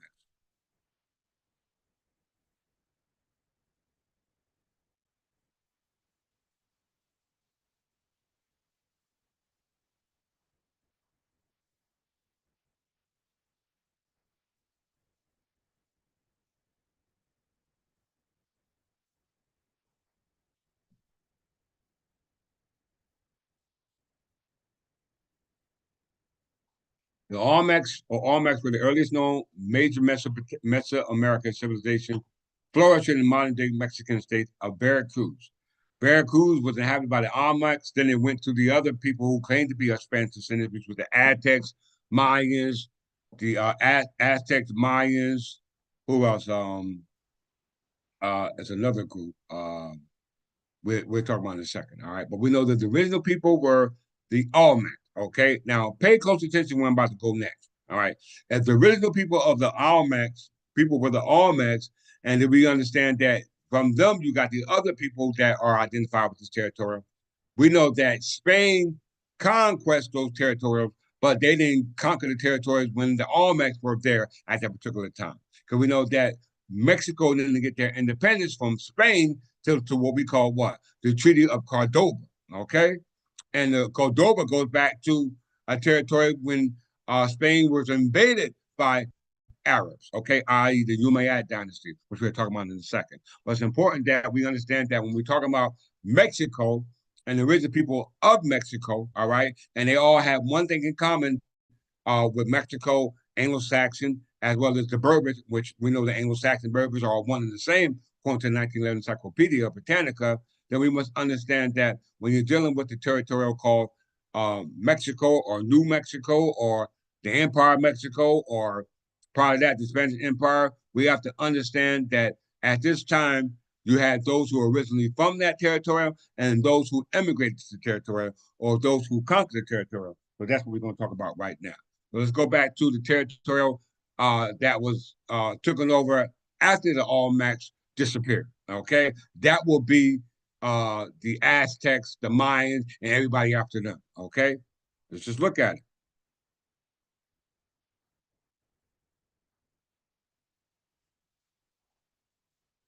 All during the age of discovery.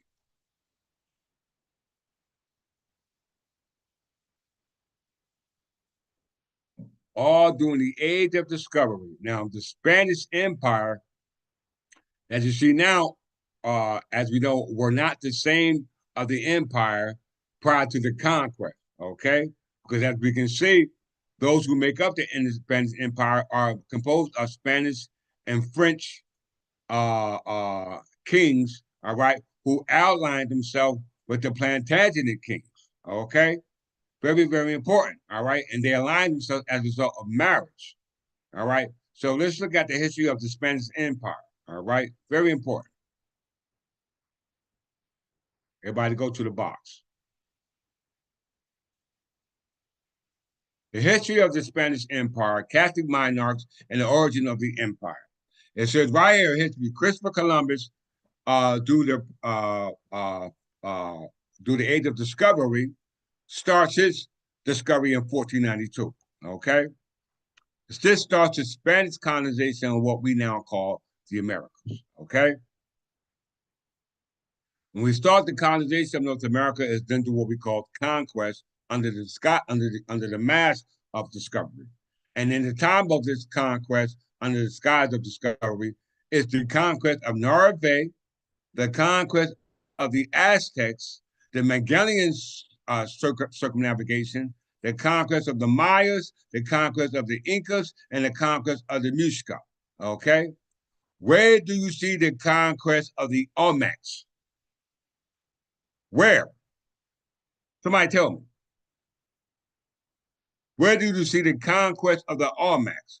You see the conquest of the Norway, Aztecs, Mayans, and the Incas, but you don't see a conquest of the Mayans.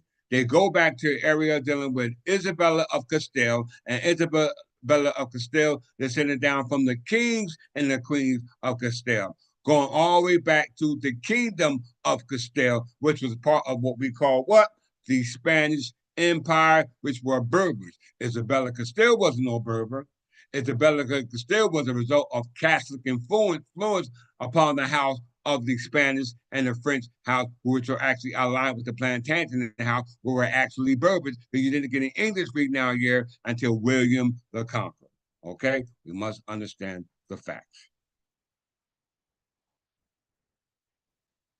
So, through the Spanish colonization, they what? Conquered the Aztecs, the Mayans, the Incas, because why? They were not the original people of that territory. The original people of that territory were the Olmecs, and the Olmecs had something in common with the people that we're claiming to be the sense of the Anglo-Saxon people of England, as well as the Anglo-Saxon people of what we call Africa, because they are one in the same. All right. How I know it? Let's prove it, my brothers and sisters. The kingdom of Castile, which is part of the Spanish Empire on the Iberian Peninsula. Okay? On the Iberian Peninsula. So we have traced the history of Mexico and the conflict that Mexico had as a result of the American and Mexico War, which was a result of the expansion of slavery, the expansion or the annexation of territory, as well as the relocation of the indigenous people of that particular land as a result of what we call uh, the presidential election of 1844, which is actually related to what we call the transition of the power of the legislator from the crown, all right, from the English, French, and Spanish crowns, all unified together as a result of marriage. And then they transfer that power of the crown, i.e., the English, Spanish, and French crown, which were actually all Berbers, because Berbers inhabited what we call the Iberian Peninsula.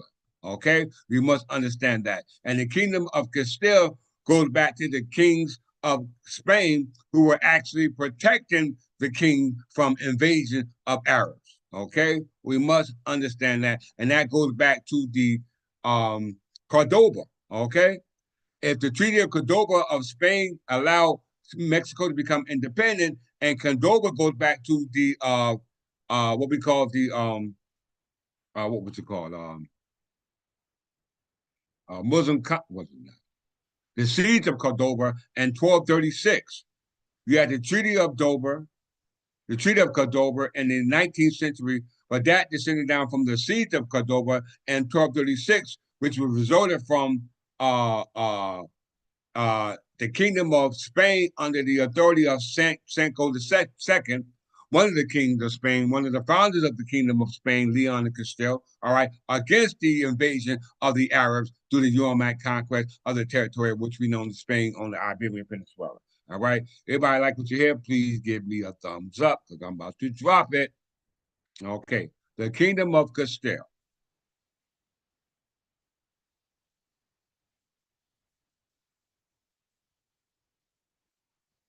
France, Aragon, Castile, Portugal, Galicia, all this, we were all family, okay? Before you had the siege of Cordoba, okay? I mean, before you had what we call the Umayyad conquest, okay? Muslim conquest of the Iberian Peninsula. Yes, the Muslim conquest of the Iberian Peninsula.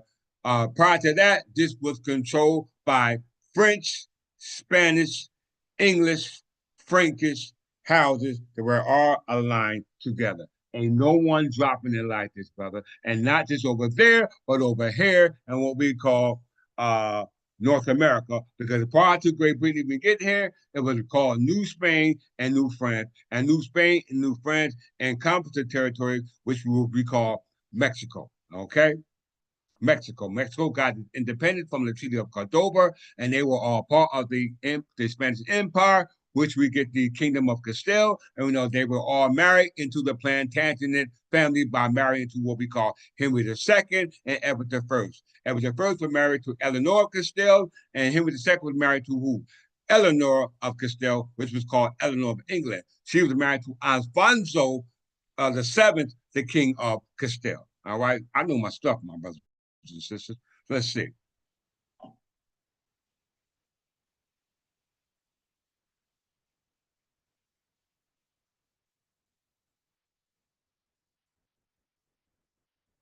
The government, the king of Castile was Sancho II to Ferdinand III. Ferdinand III was the father of Eleanor of Castile, who married who? Edward I, and Edward I was a Plantagenet crown, and the Plantagenet crown were in fact Berbers. All right, they were Berbers. You better understand that. Let's see. So the Kingdom of Castile from Sancho II to Ferdinand III. All right, very important. We ain't got to read no more about the Kingdom of Castile, which is part of what we call the Spanish Empire, because we know that it started with Sancho II. Well, important part about the Kingdom of Castile is right here. From the first half of the 9th century until the middle of the century, in which it came to be paid more attention, it was administered and defended by the monarchies of Leon due to the increased incursion from the Emirates of Cordoba. Okay? From the Emirates of Cordoba. All right? We must understand that. All right? In order to understand that, let's go to the Muslim conquest.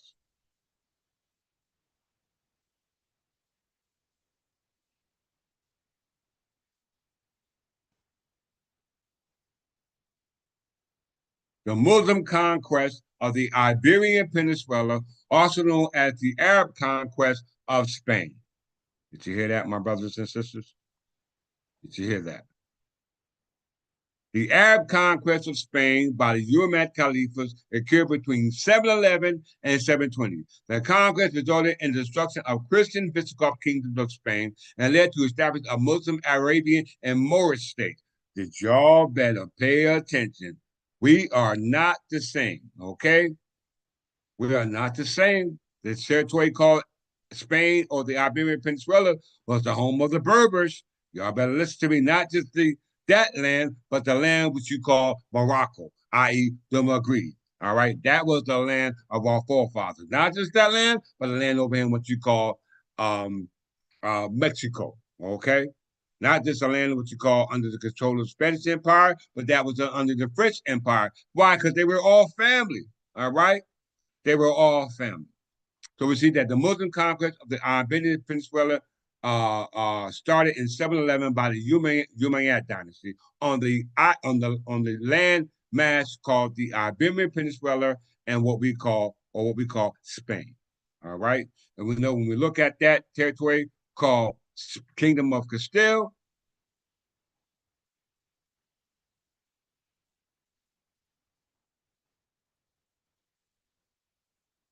All right, the Kingdom of Castile is composed of France, Aquitaine, Eleanor of Aquitaine. Eleanor of Aquitaine was married to who? Henry II. All right, French queen.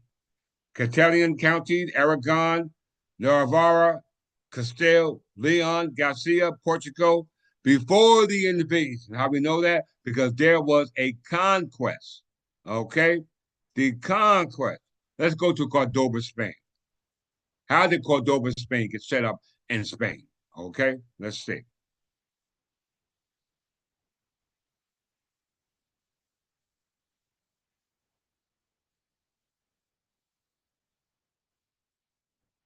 Cordoba, Spain, sometimes called Cordoba, is a city in the Andalusia, Spain, and the capital of the province of Cordoba. It is the third most populated municipality of Andalusia. All right. The city primarily lies on the right bank of Guadalquivir and the south of the Iberian Peninsula, one of the Roman colonia. It was taken over by the Visigoth kingdom, followed by the Muslim conquest in the 8th century. Cordoba became the capital of the emirate of then the Caliphs of Cordoba from the Umayyad dynasty, ruled all Andalusia in 1031 AD, Omnis Dominios. Under Umayyad rule, Cordoba was transformed into a center of education and learning, and by the 10th century, it had growth to be a second largest city in Europe. Prior to the conquest or the Muslim conquest of the Arab into Andalusia, what we call Spain or the Iberian Peninsula, this land was controlled by Berbers, my brothers and sisters, by Berbers. There's no disputing this, okay? There is no disputing this fact. Why? Because due to Muslim conquest, you had what? A Berber revolt. You had a Berber revolt. Let's see if we can pull it up here.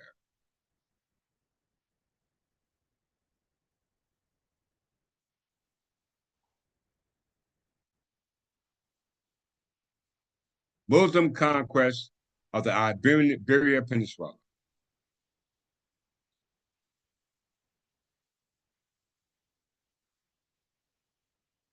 This is funny. This is really funny to me. If Arabs were Berbers, why would Berbers revolt? Muslim conquest of the Iberian Peninsula. Okay, we know that through the sub-Saharan transatlantic slave trade, the Arabs enslaved the Berbers because the Arabs were on the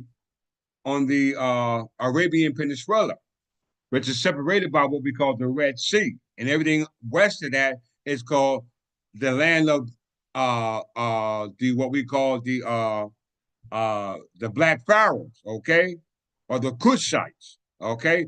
These are all Berbers, okay, Libyan Berbers. We must understand that. I got to give myself a pat on the back for this one. In 713, around the same time, the Visigoths Count of Mercia conditionally surrendered. In 715, El-Aziz el-Musa was named the first governor of Al-Andalus, naming Seville as his capital. By 717, the Umayyad had invaded Gaul to launch its first raid in Septimania. By 719, my brothers and sisters, by 719, Barcelona and Narbonne had also been captured. From 740 to 742, the invasion was then disrupted by what? Everyone said a Berber revolt. And in 755, when the opposite forces led by Yusuf ibn Abdul al-Rahman al-Fahri landed to claim the territory from the Umayyad. So it was a Berber revolt. It was a Berber revolt. Let's read about this Berber revolt. Because we now see that the Spanish Empire and the Kingdom of Castile were all Berbers, all right? Because when we go back to the siege of Cordoba, all right, we're going to see, in fact, that the siege was against what was done by these Arabs, okay? And this is the reason why those Spanish and French and English Berbers revolted against the conquest on the Iberian Peninsula, okay? Berber revolt. The Berber revolt or the Karthite revolt in the Islamic calendar took place. So you got a whole nother calendar, okay? A whole nother calendar. Let's go back to the calendar if you see Islamic calendar down here.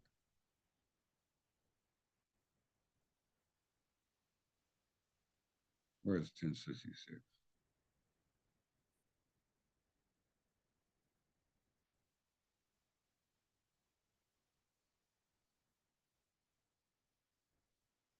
Let's go to 1065. See if you see Islamic calendar now.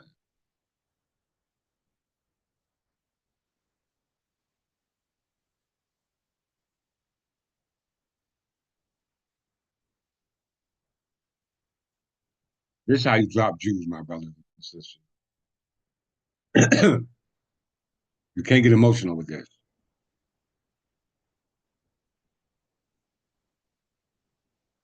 We got a Berber calendar, but is there an Islamic calendar? That's what they call it, an Islamic calendar. So let's see if there is an Islamic calendar listed here. Yeah, hear that? Islamic calendar. Okay, the Islamic calendar. Let's look at that real quick before we move forward.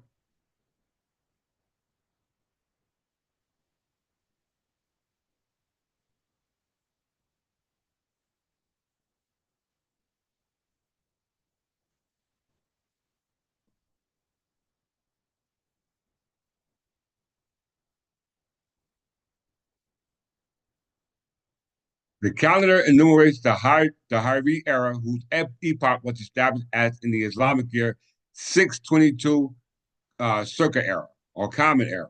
Okay, during the Muhammad and his followers migrated from Mecca to Medina and established the first Muslim community and event commemorated as the Hijra.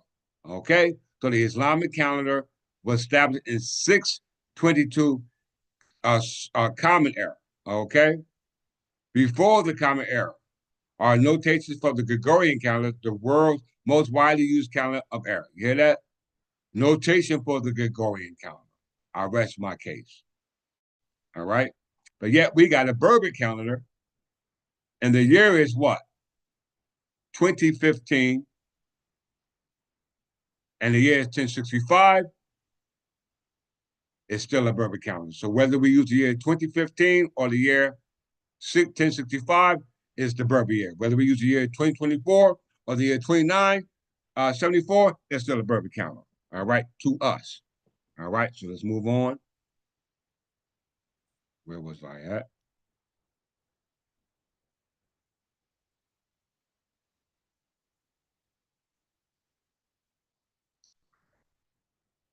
So we understand there was a Berber revolt as a result of the conquest of the Iberia Peninsula in 711 AD. We see that, right?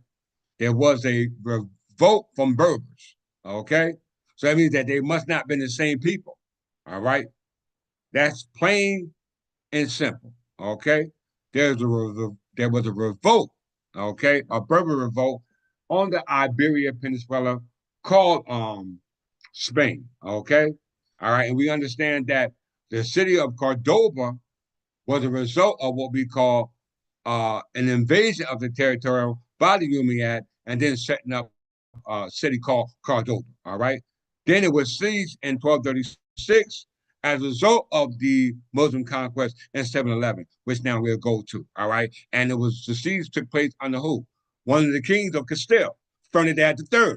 Okay. The father of Eleanor of Castile, the wife of Edward I of the Plantagenet crown. How I know it? Let's look at it. Before that, let's look at the Treaty of Cordoba, which Mexico got their independence from Spain, the Spanish Empire. You can't make this stuff up. The Treaty of Cordoba established Mexican independence from Spain, i.e., the Spanish Empire and the Kings of Castile, at the conclusion of the Mexican War of Independence. It was signed on August 24th, 1824, in Cordoba, Veracruz, Mexico. And Veracruz, Mexico was the home of what? The Olmecs.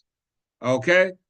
All right. Before they became Olmecs, they were descendants of the Spanish Empire, and we know they are one and the same.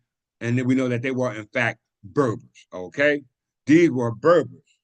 We must comprehend that. Now let's go to the siege of Cordoba when the territory of the Berbers from Spain, i.e., Iberia, took the land back. All right, i.e., the kings of Castile, from Sancho II to who? Ferdinand III, the father of Eleanor I, the wife of Edward I. Okay, we must understand that.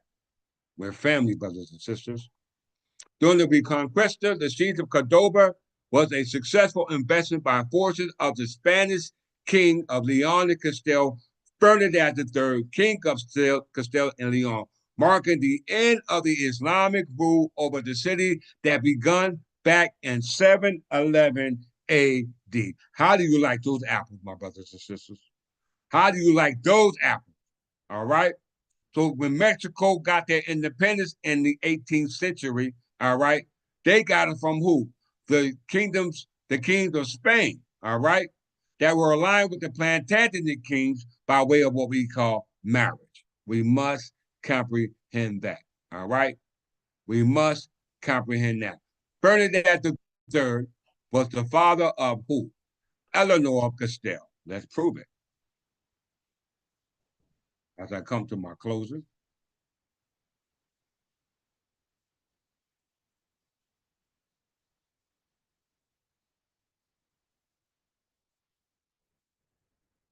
Bernadette III was king of Castile and king of Leon from 1230, as well as king of Galicia from 1231. This was all a part of what we call the kingdom of the Spanish Empire, or the kingdom of Castile. All this was under control from Sancho II to Bernadette III. All right, we must comprehend. All right, and all these Spanish Berbers, because the Spanish word for Berber is Berber, same word, Berber. All right, they were all defended against Islamic, Arab, Arabian influence. We must understand that. We understand their family by way of them being part of what we call the Spanish Empire, i.e., what we call Mexico. All right, and we know the original people of Mexico was who? The Olmecs. Here, as we see here, it clearly says that um, Bernadette. All right, here we go. Eleanor Bernadette III, right? The father of Eleanor Castile, the wife of Edward the First. Okay, we ain't even dealing with. We're dealing with Eleanor, Queen of England. Bernadette the Third was related to Eleanor of England. She was his what was the maternal grandmother. Okay, as the son of Alfonso the Ninth of Leon, his second wife buries Berengaria of Castile. Bernadette descended from Alfonso the Seventh of Leon and Castile. He was married to who? Eleanor of England. Okay, we're going to prove it. Alfonso the Seventh of Leon of Castile on both sides. His paternal grandmother, Bernadette the Second of Leon, and maternal grandfather, Sancho the Third of Castile, were the sons of Alfonso the Seventh, between whom his kingdom was divided. Bernadette and other royal ancestors from his paternal grandmother, Eurica of Portugal, and his maternal grandmother, Eleanor of England, and daughter of Henry II of England, and Eleanor of Aquitaine. We must comprehend this. We must comprehend this. Who is Eleanor of England? Let's see.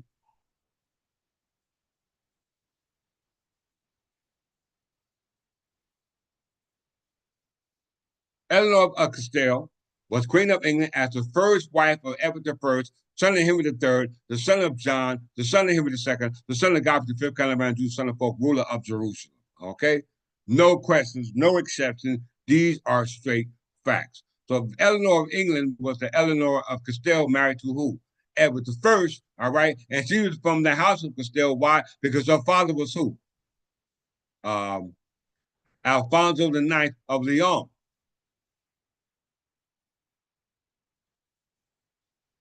Let's see. All right, so no, I'm wrong. Pardon. So her father was Ferdinand III. Let's just prove this. Not Alfonso. Right here. Ferdinand III of Castile was the father of who? Eleanor of Castile, who was married to who? Edward I of England. So that makes them what? Family, my brothers and sisters. Family. All right. There you go. See Edward II. All right. They were all family. Why is this important? All right. We go back to Alfonso the Seventh of Leon of Castile. Let's put him up.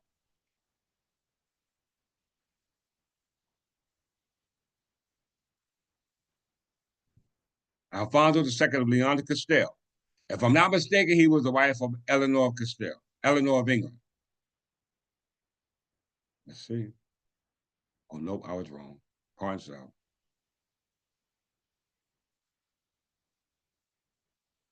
I was wrong with that one. But nonetheless, let's prove it, though. Let's prove it. It says that here, Bernadette had other royal ancestors from his paternal grandmother, Eurica of Portugal, and his maternal grandmother, Eleanor of England, a daughter of Henry II of England, and Eleanor of Aquitaine. So who's Eleanor of England? She was also known as Eleanor of Castile. okay, who was married to who? Alfonso the Eighth. All right, I had it wrong. I said Alfonso the Seventh. It was Alfonso the Eighth. All right, we see it here, my brothers and sisters. Eleanor of England was the Queen of Castile and Toledo. As the wife of Alfonso the Eighth of Castile, she was the sixth child of second daughter of Henry II of the Kingdom of England and Eleanor of Aquitaine, a French queen. She served as the royal regent of Castile during the minority of her son Henry I of Castile um, uh, for 26 days between the death of her spouse and her own death on 1214. Her great granddaughter and namesake Eleanor of Castile married the future Edward I of England. Man, you can't tell me your king don't know his stuff. All right, you can't tell me. So all the kings from Spain who was ruling under the kingdom of Castile from Sancho to Ferdinand III were all related to the Plantagenet king, and all those kings gave way to what we call the Mexican Empire, which is where you get Mexico, New Mexico from today. All right, as a result of their descendancy, their history, their cultures, the laws that were passed down. Okay, we can see that without a shadow of a doubt. All right, let's move to the facts. All right, let's get there. We see that Eleanor of Castile and Eleanor of England was married to Alfonso the Eighth, but was the daughter of Henry II, the son of who? Godfrey the Fifth Caliban Jew, son of folk, the ruler of Jerusalem. You can't get no better than that. No matter how you slice it and dice it, no matter how you cling it or bring it, I'm dropping dimes, my brothers and sisters. All right?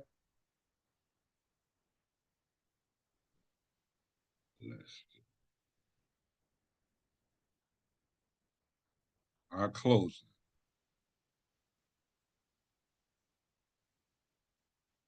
I think I got most everything. All right, let's take it here. What is maize? We know that the sun never sets where the sun, where it says in, we know that the Spanish Empire says where the sun never sets. According to the Berber religion, it says that in the west is where the sun sets, where Ra will return for the dead. Okay, we know Ra is not talking about the actual sun above, but we know we are from the sun because we are a etheric being. We know that ether is what the sun, that's how the sun came into existence, because we know ether exists before what we call the three-dimensional world, i.e., the world made of mass, and that concludes everything within our universe. Okay, everything within our solar system was composed of what we call mass, matter, okay? Volume. We must understand that. Maize, okay? Maize, also known as corn in North American English, is a tall, stout grass of produce of cereal grain. It was domesticated by indigenous people of what we call southern Mexico about 9,000 years ago from wild Testine. Native Americans planted it alongside beans, squashes, three sister polyculture. The leafy stalks of plants give rise to male inflorescences or tassels, which produce pollen, and female inflorescences called ears. The ears yield grains known as kernels or seeds. In modern commercial varieties, these are usually yellow or white. Other varieties can be of many colors. Now, that word kernel is a word that is used in computer science, and it also is used in what we call biology. Okay, the word prokaryotic cell is called the kernel. All right, and computer science, there's a term called the kernel. All right, it slipped my mind for a second, so I'm not going to go into that. All right, but the importance of what we call maize. All right, the importance of it.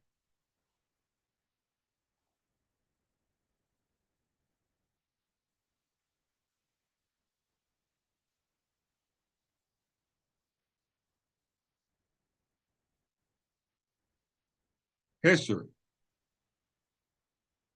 Ancient Mesoamerica released cultures of maize. Okay, maize requires human intervention for its propagate. The kernels of its naturally propagated testine ancestors fall off the cob on their own, while those of domestic maize do not. All right, so we're talking about maize, and maize is one of the agricultural things that our ancestors used, specifically the Olmecs. Okay, all right.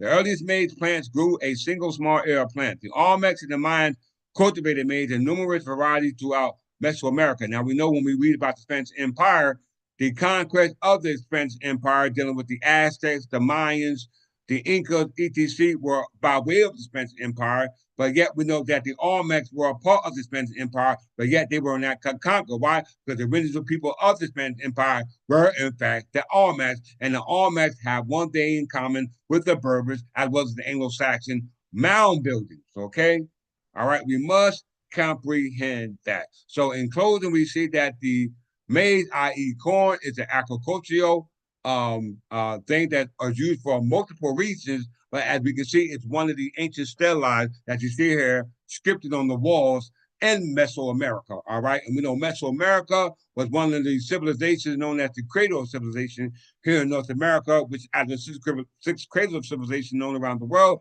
they were all family because they have the same methods of agriculture, the same methods of building, the same method of burial, the same method of religious worship. Okay, they all worship the sun, and we know that according to the Spanish Empire, is where the sun never sets, and the Berber said, according to the Occident, which means west, is where Ra is supposed to return for the dead, waiting on Ra in the land of the dead.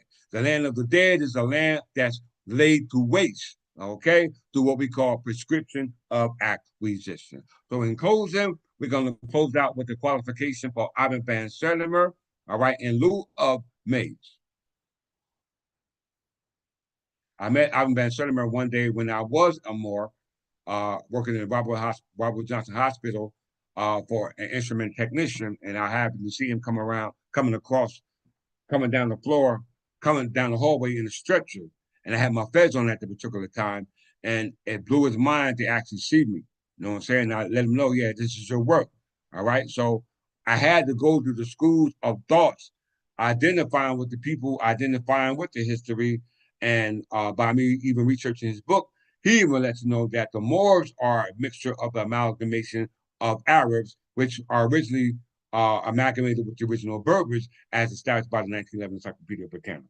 Okay, so in closing, this is page 242 of They Came Before Columbus, The African Presence in Ancient American by Ivan Van Sertimer. Peace and blessings be upon you. The maize names, which are linked to vernacular stems used by Africans to refer to European strangers, white men, were thought to indicate that Europeans, the Portuguese, and Dutch had introduced maize into African in the early 16th century after the discovery of America, which was not discovered. All right, because we were here before pre-Columbian time. Jeffrey has shown, so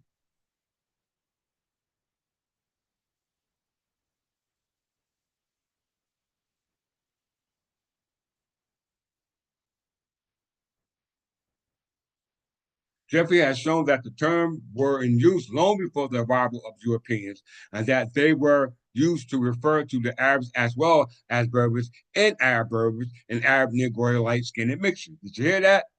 The term was used to refer to Arabs as well as Berbers and Arab Berbers and Arab Negro light-skinned features. So they set the tone by showing you the different characteristics based upon their tone, i.e., color of skin.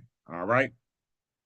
The Portuguese raid for slaves on the Ghana coast in 1444, for example, records of when African captives in the mid 15th century were exposed for sale in Lagos, Portugal.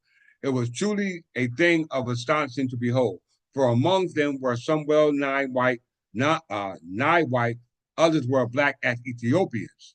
Okay. It would be absurd to assume, argues Jeffrey, that these people, well nigh white, had no name among the black Africans until a later uh, encountered later encountered the Portuguese. The word Torah, for example, Tur means Arab, Awa means people, mentioned by Ibn Battuta as early as the mid 14th century in the records of his visit to Mali, and also in many West African languages, Nupe, Kappa, Ebe, Hausa, Cambalia, Negro, Monte, and cites just a few. The general term for the white man. Others popular stems and their variants found in the maize names such as Boro, Boro, Poro, Puru, Para, Poto, Puta, and so on, were thought to be exclusive reference to Europeans, that is, the Portuguese. Portuguese interpretation of the term Puto, Corleos of Poros, and Winers of Aburo are all part of the same mistake.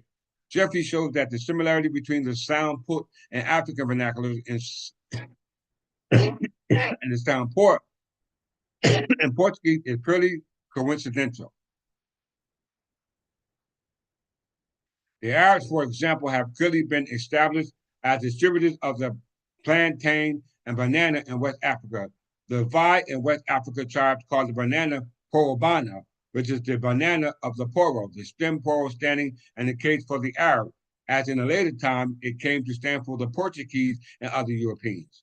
The case is amply demonstrated with both the plantain and banana names, using the following tribe as test cases. All right, we'll move a little further.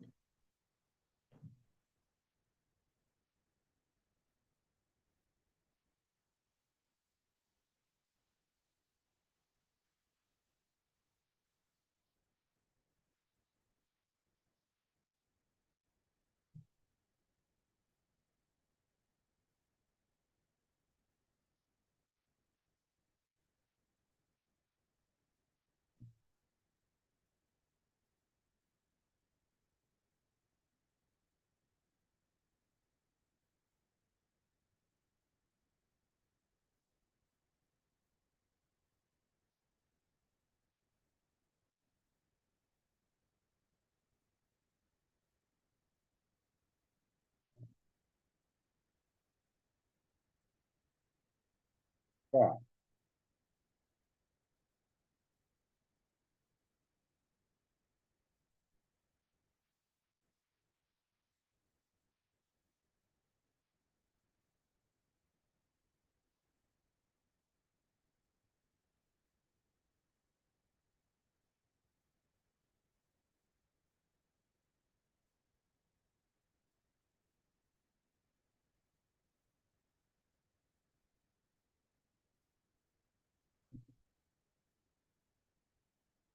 Page 252. This is the book. Ivan Van Shelton. I don't think you guys can see it. I got the back screen on, but you've seen the book out in front of it. Let me go to it. Page 252.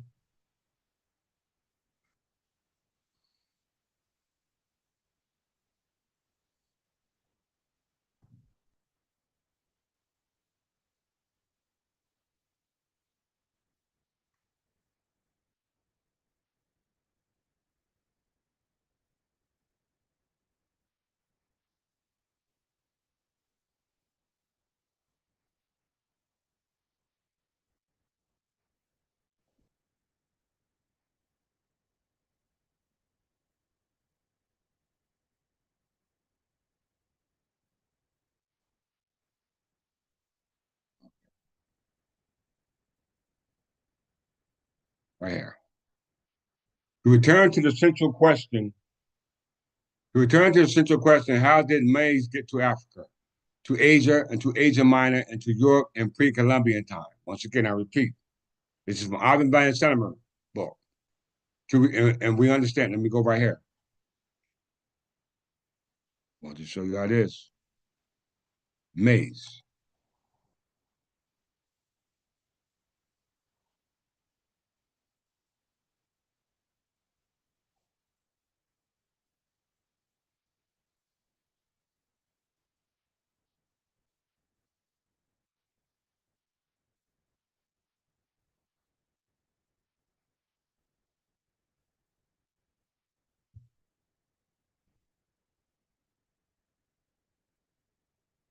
Top maize producers.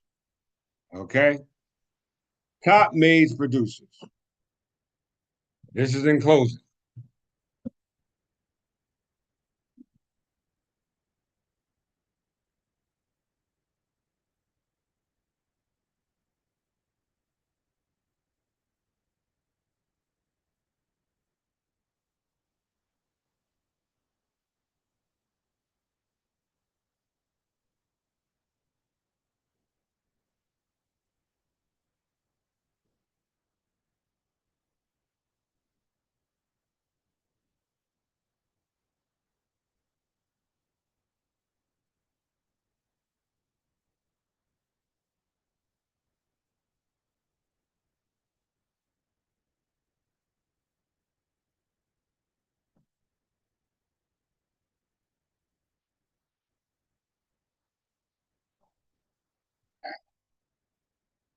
We're talking about maize, corn, my brothers and sisters.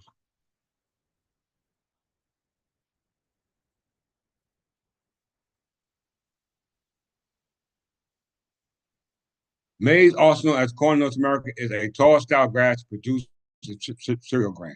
It was domesticated by indigenous people in southern Mexico about 9,000 years ago from wild testing. So they're specific about what area that maize is grown. And they said, where? Mexico. You know, Mexico was a part of New Mexico. New Mexico was part of the Spanish Empire. Spanish Empire was ran by the Kingdom of Castile. The Kingdom of Castile was known as those who are aligned with the English and French kings, not just here in this land, but on the island of what we call the Iberian Peninsula, which was known as Spain. Before it was invaded in the 8th century by the Umayyad dynasty, going back to the Umayyad calendar, the Islamic calendar established by Muhammad, who descended from the Arabian Peninsula, who emigrated to not just to Maghreb, Morocco, but also to Spain, to England, as well as over here. Okay, so maize was particularly a cereal grain that was established here in what we call southern Mexico. All right, and we're trying to find out how did it get around the world. All right, Ivan Van Stenberg can clear it up for us. All right.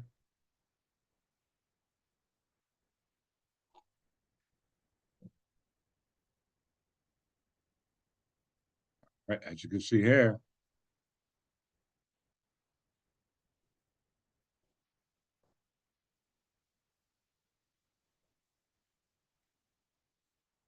in human culture, Mesoamerica, maize is seen as a vital force deified as a maize god, usually female. In the United States, maize ears are carved in column capitals in the United States Capitol building. The Corn Palace in Mitchell, South Dakota, used cobs and ears or colored maize to implement a mural design that is recycled annually. The concrete field of corn sculptures of Dublin, Ohio, depicts hundreds of ears of corn and grassy fields. The maize stalks with two ripe ears depicted on the reverse of the Croatian one lipper coin minted in 1933. As you can see, the examples displayed before you, but that's not important. What's important is that the origin is where it's mostly produced.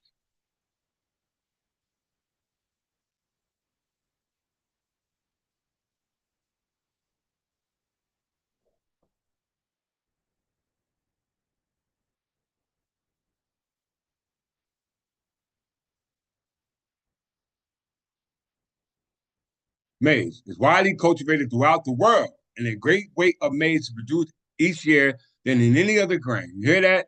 In 2020, total world production was 1.16 billion tons, led by the United States with 31% of the total table. China produced 22.4% of the grain global total. You see that? The United States is the higher producer of maize, and we know the origin of maize is back in where? Mexico. Okay. So how did this grain that's produced in Mexico, that's produced in the by the Almex in Veracruz, all right, southern Mexico, all right, how did it get around the world? Let's close out on that by Senator's book. They came before Columbus.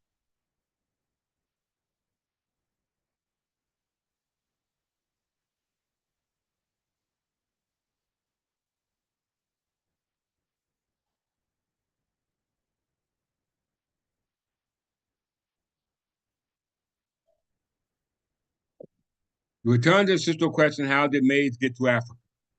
All right, not how it get here, but how did it get to Africa? To return to the central question, how did maize get to Africa, to Asia, or to Asia Minor, and to Europe in pre-Columbian times? Who originally bought it from America, and when and how? Jeffrey has suggested expeditions, return journeys across the Atlantic by Africans to account for the pre-Columbian presence of American maize in the Old World. As theses published in Algeria in 1930 by French commander Julius Cabot lends further support to the suggestion. While involved, while involved in another study, Cabot noted that the ethnic names of certain Berber groups were the same as those of certain American Indian tribes. The Berbers are a mixed race of Arabs who live in North Africa. They originally came from Northern Asia, India, and Caucasus, and have also mingled with Negroid tribes in the Sahara Desert. They lived in the medieval period at the northern boundaries of Mali Empire and paid allegiance to the Black emperors of Mali. because of their original Asian background before their intermingling with other Caucasoid Negroid elements. Cauvoids found it necessary, right, so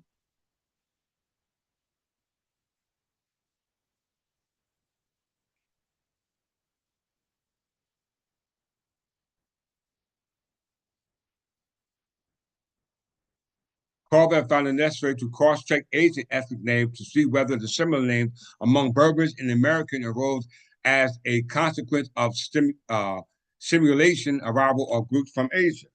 Very, very, very important. All right. A simulation from groups of Asia. This check could not explain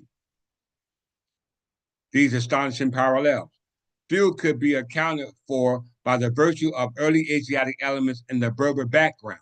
Certain American ethnic names, Corbett said, are only duplicated among the Berbers and are not found anywhere else in the world. Certain other American names have undergone Berber transformation. The origin of the number of names is attested by the group of names collectively in the vicinity of their point of origin.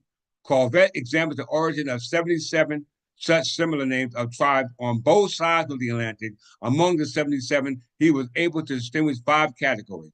Of the 77, he found as many as 46 names of American tribes that seem to come directly from Africa. Did you hear that, y'all? From Africa. He cites the following examples of the category: the Aztecas of America, the Atlantis mentioned in Herodotus, the Baquitas, the ancient Bakutas, the Barcas, the Barcagina mentioned by Arab writers, the Bakoa, the Rift of North Africa, the Guanizas, if I'm not wrong, please forgive me, the Galis, and the other names that are mentioned here. All right. Carr explains how some of these names found among Americans belong to inland as well as coastal Atlantic Berbers. Did you hear that? Berber tribes moved around inland parts of Americans belong to inland as well as coastal Atlantic Berbers. Berber tribes moved around inland tribes, took part in expeditions organized by coastal tribes. Arab African expeditions to America drew upon people from all over the Berber complex of Africa. And the other in other four categories of names, he places those which certainly come from the East, but might have got to America from Europe as well as from Berbers. You hear that?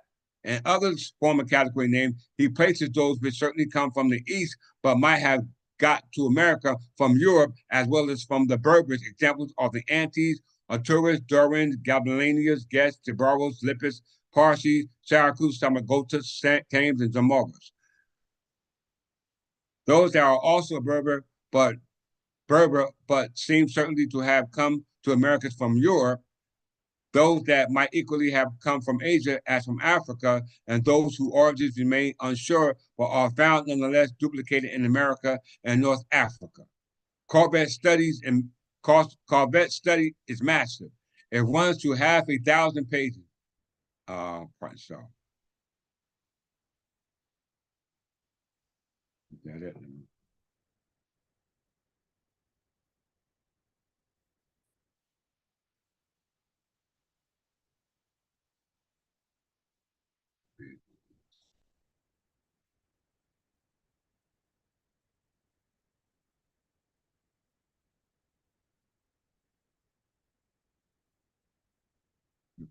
Four. One more page, my brothers and sisters.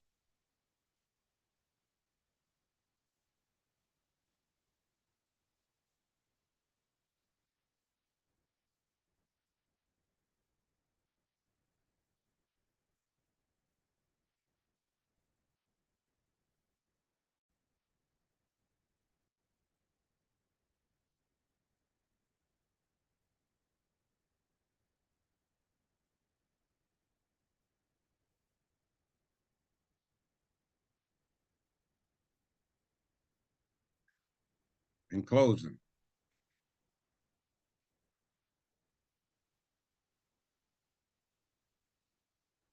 the Gulf Stream departed from Florida provided a return route back to North Africa and parts of Europe. As Spain, the Gulf Stream divided in two directions, one continuing around the British Isles on to Germany and Denmark, and the other bending south to Africa. This would explain America's aborigines being found in Berber's territory in North Africa. Okay?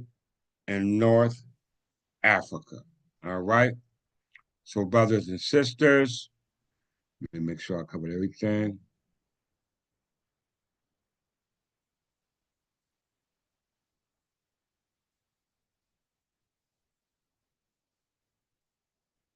So, in closing,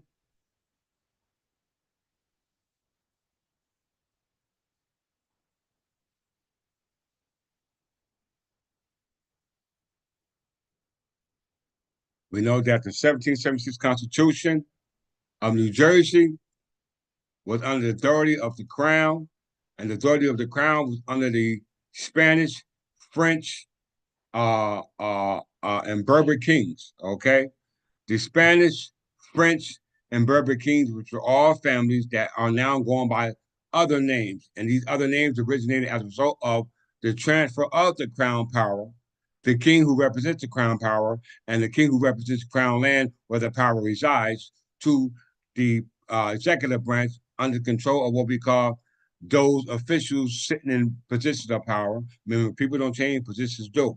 All right.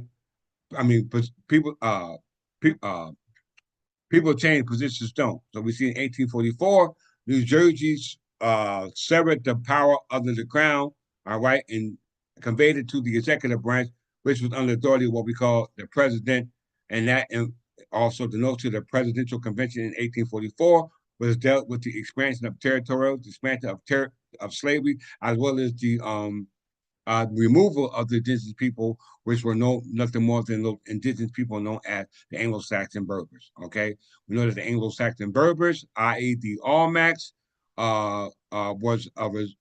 were replaced as a result of the amalgamation of Catholic, Frankish, Spanish Catholic, Scottish Catholics descendants who now amalgamated into the family and now undermined all that was already in place here prior to Great Britain getting here, prior to the Stuarts getting here. All right. We already had an alliance with the Spanish crown, the French crowns here, as well as on the territory which we call Spain. And all that was uniform with the territory which we call Africa. All right. As a result of the name, which is existed throughout time, where the sun never sets. All right. As Berbers. Okay. As Berbers. So with that, I'm going to unshare my screen and leave the floor open for questions to all those who do have questions.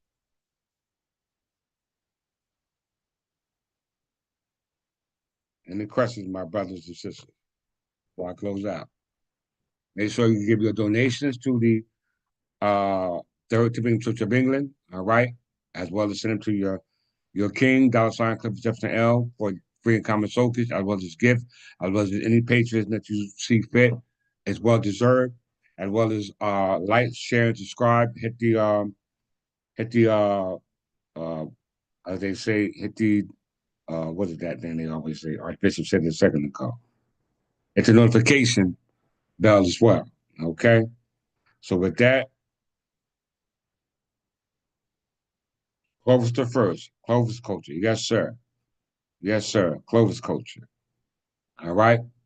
So with that, you got a mouthful of information right here in regards to us being Berbers. All right, right here, and the territory, whether you're on the East Coast of North America or the West Coast of North America, because we know Newark, New Jersey was part of the Newark supergroup, which at one time was connected to Morocco, going back to the Triassic era. Okay, which is apparently goes back to the Stone Age, but automatically links back to who? The Berbers. All right. So with that, I love you all, and I desire your hearts back into the mind and the state of your forefathers. Command to honor your forefathers, and that's honoring the customary ways of our forefathers, so that we be able to turn home, all right, with that sound mind. And with that, I'm going to greet you as I always greeted you in peace and love.